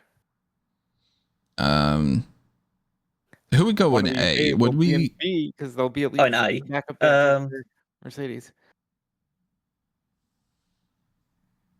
Maybe Tekla? Tekla's an A, yeah, I'd say. Oh yeah. Because like she hasn't gotten to the point where I would be like, okay, I trust her with the championship and to be the top person and to run through everybody. But like she's been there a very short amount of time and she's already impressed way more than a lot of other people. Do we go S or A for Willow? I'd go S. For how she's been presented, I'd go A. Yeah, it's a difference of like she's clearly like a big star for AEW, but she does seem to be on the cusp between like being an S and A player. I think there's like, yeah, kind of. I think there's three people that all fit into that same category, which is Willow, Chris Statlander, and Athena. Athena's an S. She's a Ring of Honor S. I think we might end up moving one or two over there, but I think we could put them all in A for now, and then see who else we put, and then we always can adjust. There's no one else that will go that high from the remaining people that's left. So, see, I would think like Jamie Hayter would be a B. I think that's fair. I'd put her lower than that group. So whether that would be like the difference between an A+ and an A-, or you know what I mean, B+, whatever. I think the fact that she is a former champion is still presented pretty highly up in terms of her presentation. Let's say she was finalist of the most recent Owen Hart tournament. Just recently fought for the World Championship. Like, as we're saying that like we put on the same. She might not be like on the same tier as the four there, but we might be moving one or two of those over to S tier. So I think she's A. True. I'll put it this way: if we're going to put someone like we got Tekla in A, are we going to drop both Julia Hart and Sky Blue down to C? Probably not, because they're on TV all the time. I would probably go B Julia, C Sky. See, if it was up to me, I'd go the other way around, because like Sky's the better wrestler than Julia Hart. B Julia, C Sky. Julia hasn't been wrestling that much. Sky has to be the secondary to second. Julia's one of those things of like she was good, then she got injured, and she hasn't really recaptured that same ability. But with Julia, the reason why people will immediately go that she's B is vibes and former champion. Yeah, so that she's that helps. Champion, true, but I think currently in this moment, Blue is ahead. Yeah, she's wrestling more regularly. She's doing a lot more. If we put them both in the same and we go B, I would definitely say Queen Aminata goes B. Queen Aminata does B, yeah, definitely. I wouldn't go so far as to say A yet, but she's definitely above C. Yeah, I put Windsor there in B as well. Windsor. I'm not super big on Windsor, but if you guys say 2 for B, then like I would put her more in C. No, she's been presented as a B. Yeah. So 2 votes for B, 1 vote for C. That balances out to B. I'm going to say C for Deanna, and even that's probably high for how she's being presented right now. I'd be fine with a C, I think, because I don't think she's as low down as like a Robin Renegade type. I mean, you could argue Robin should be down a bit further down, but like Deanna's, I think C. I'd say Deanna's the C and Ty Valkyrie's a D. Yes. I could go with that. Yeah, that makes sense. I have no opinion about Trish Adora. I just don't watch ROH, so I couldn't even tell you, like, I couldn't pick her out of a lineup, let alone know anything about her. So that's totally on you too, or a no opinion column. Yeah, I'd say C or D. I'd say more D, because even though she's kind of like, she's obviously part of the Shane Taylor Promotions, and so has a somewhat featured role there. That even when she wrestles like women's matches, she's never been presented as a consistent threat, even for Ring of Honor standards. So we might as well just remove Madison Rayne, right? Yeah, in my opinion, she's not even like do anything now. Actually wrestling. She's in the same tier as Paul White is in the men's. Yeah, that's a good way of putting it. B tier for Riho. Yeah, only due to the fact that she doesn't appear enough. Yeah. You could argue the same thing for Shida as well. Yeah, that's where I was going to. I could say B tier for Harley Cameron.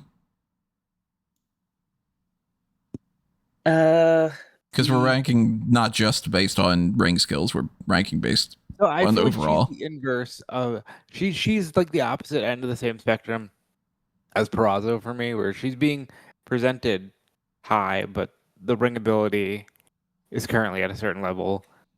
Whereas I think Purrazzo has A tier ability, but being presented at a certain level. So I'd put her in C2. I think Cameron has to be above Deonna Purrazzo. And fundamentally, if Deonna Purrazzo did have A tier ability, she would be positioned higher. She doesn't have A tier ability based on this stuff.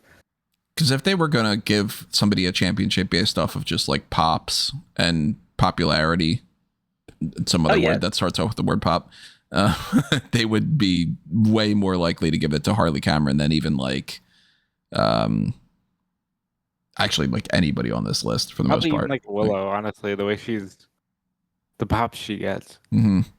I think it's you have to always have a differentiate with the thing of you can't just go based on someone being like funny, because otherwise like Mr. Iguana will be holding multiple championships in WWE right now. You can't just go. No, I think I can do that. They might well do that. I think that's actually a good comparison though, because Mr. Iguana wins more matches and is featured more than say somebody like I don't know, like one of the other clowns. Psycho Clown, yeah. Like Psycho Clown's one of the ones that's tag champ, right? Pagano and Psycho Clown. And then there's like 4 other ones or something. And it's like those guys aren't popping up in anything. So if they were to, for some reason, be like, hey, we need a new champion in AAA, I think they'd go more Mr. Iguana than they would whatever the other clowns would be, even if they have like a better win-loss record or something. So I'd put Harley in that like B- range. I'd put her above Deonna. I think that if you were to go with somebody gets a fluke win or somebody like, which one would you rather win the TBS championship? Would you rather do like a, Harley gets it and then now we go with this like underdog story? Would you go with Deonna? I think the crowd would be like, I'm not really interested in Deonna, which sucks because Deonna's talented, but Well, they just, unfortunately with Deonna, like her die was cast 2 months into her running the company, and she'll never escape that now. I don't think, unless they have a major dramatic change in character for her, but they don't seem like they're too interested in doing that. It's unfortunate, but that definitely seems to be the way it's looking. Maybe another C, Anna Jay. Well, yeah, she might be lower, but we'll go C for now. Who out of this list that we have left, because we're already almost done, who out of this list do you think would rank the highest? Would it be Megan Bayne? Would it be Mina Shirakawa? Yeah. Megan Bayne, I'd say that'd be the highest of the people that is left. I'd go B. Arguably, she could probably be an A right now. I think she's A. She's only lost one match. She's only lost one match in her entire time in AEW, so still protecting her. And I put Mina in B. I can see that. That's probably the highest one that's left. Yeah, because even Thunder Rosa, former champion and stuff, she's fallen by so much that I wouldn't even. She's on par with Deonna. Yeah. Marina's an interesting one because she's in a main event act, but she obviously doesn't wrestle that much anymore. If we were just talking about the word of the times, which is aura, she's an S, but she doesn't wrestle, so it's very strange. I'd almost no opinion, Marina. Just because, like she doesn't do anything other than like she might as well be a manager, There's not much that separates Marina Shafir from Stokely. Except Stokely talks and she doesn't. Yeah, and she gets physical in matches on Moxley's behalf. Marina can probably get and Stokely doesn't. Yeah, Marina does get Stokely just got physical a couple times. But yeah, I'd know opinion, Marina. But Marina's one is effective. The Stokely's just there to be hit. Slightly different. Yeah, we can leave it there for now. If we're looking to fill up the rest of C to try and make it bigger, I'd say I guess Ty Mello and Serena Deeb go into there. Maybe Red Velvet. Yeah, Red Velvet as well. I put Billy Starks in there as well. Maybe Penelope either in C or in D. C, I think for Penelope, she has stepped up a bit in this role as the supporting act for Megan Bayne. I'm down for that. I think I don't think anybody else goes into the C tier, to be honest. Diamante, Emi Sakura, Lady Frost, Layla Gray. Sakazaki, I think, does. I think Yuka does.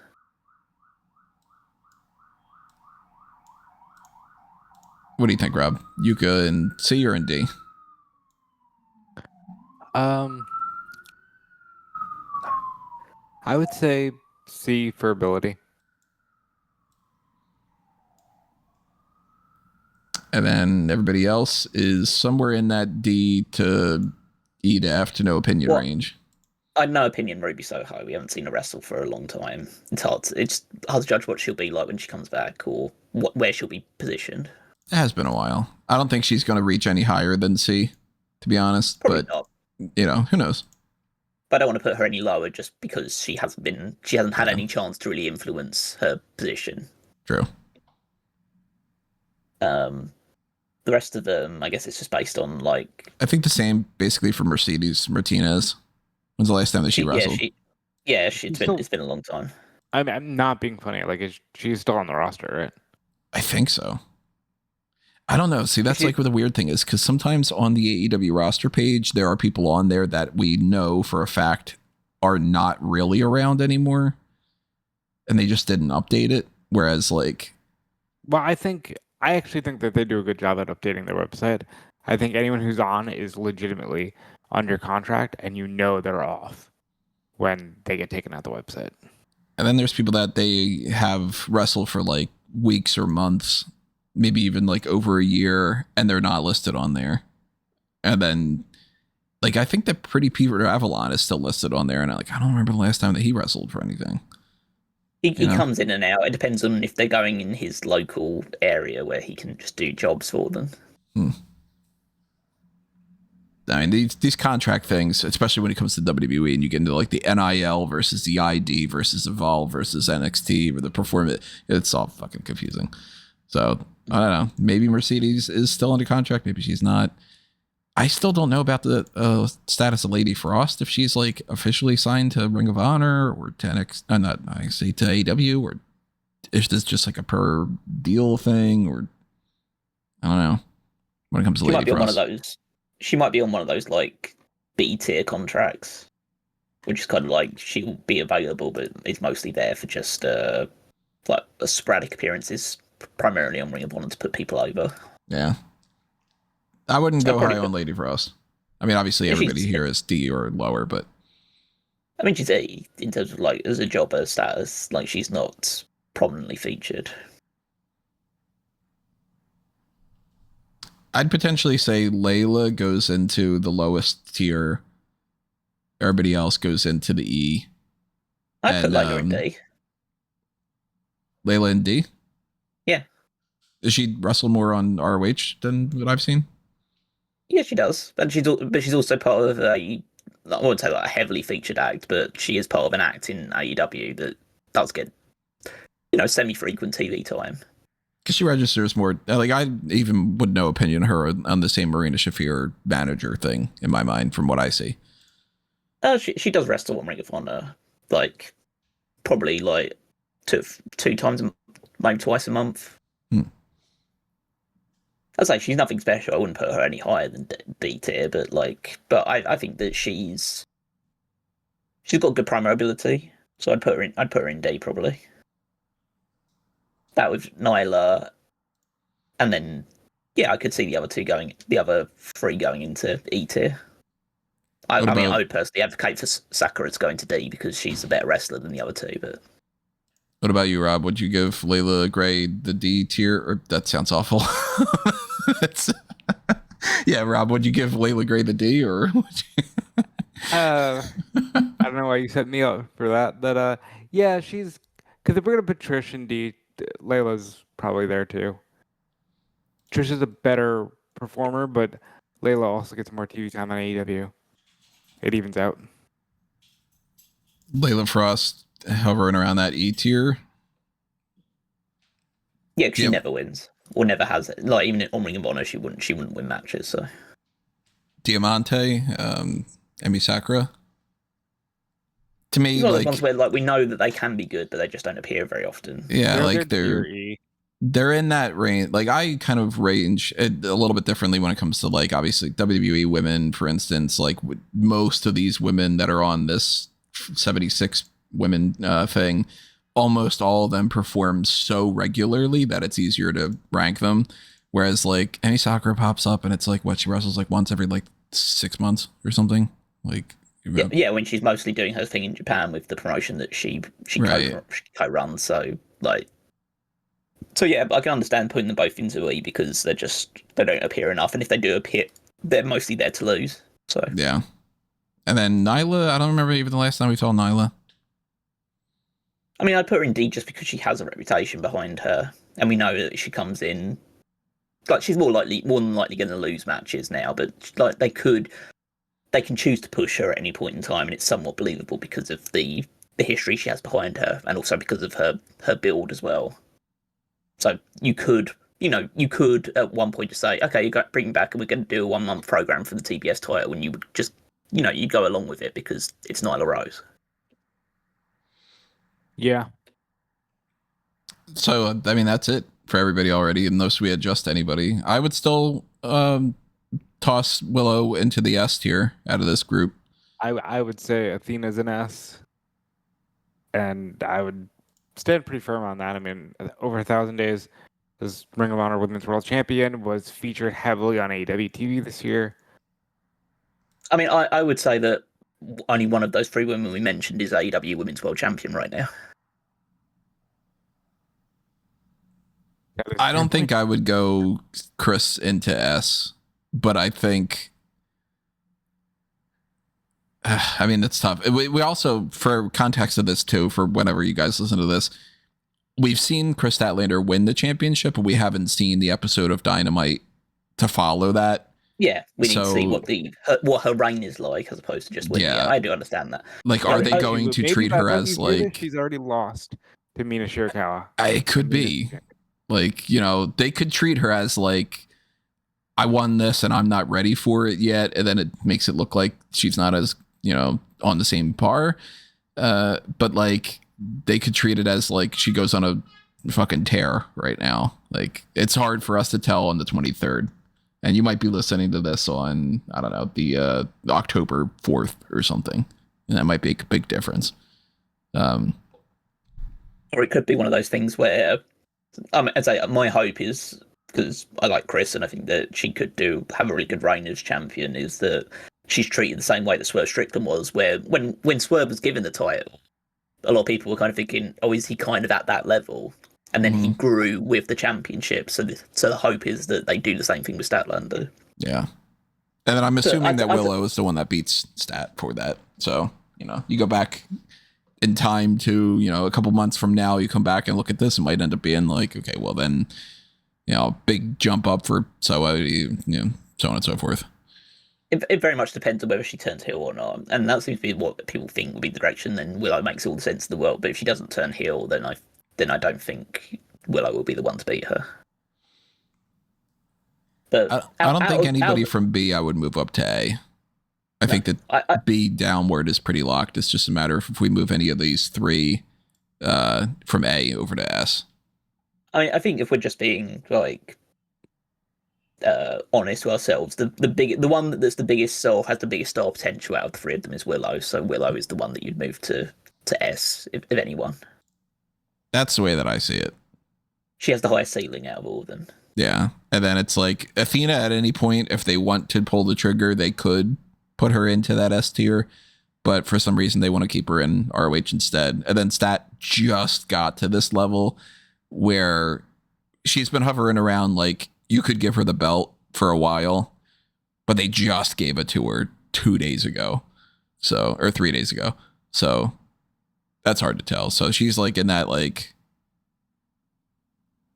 I think this is a good group the way that this is. Yeah, I think this makes sense.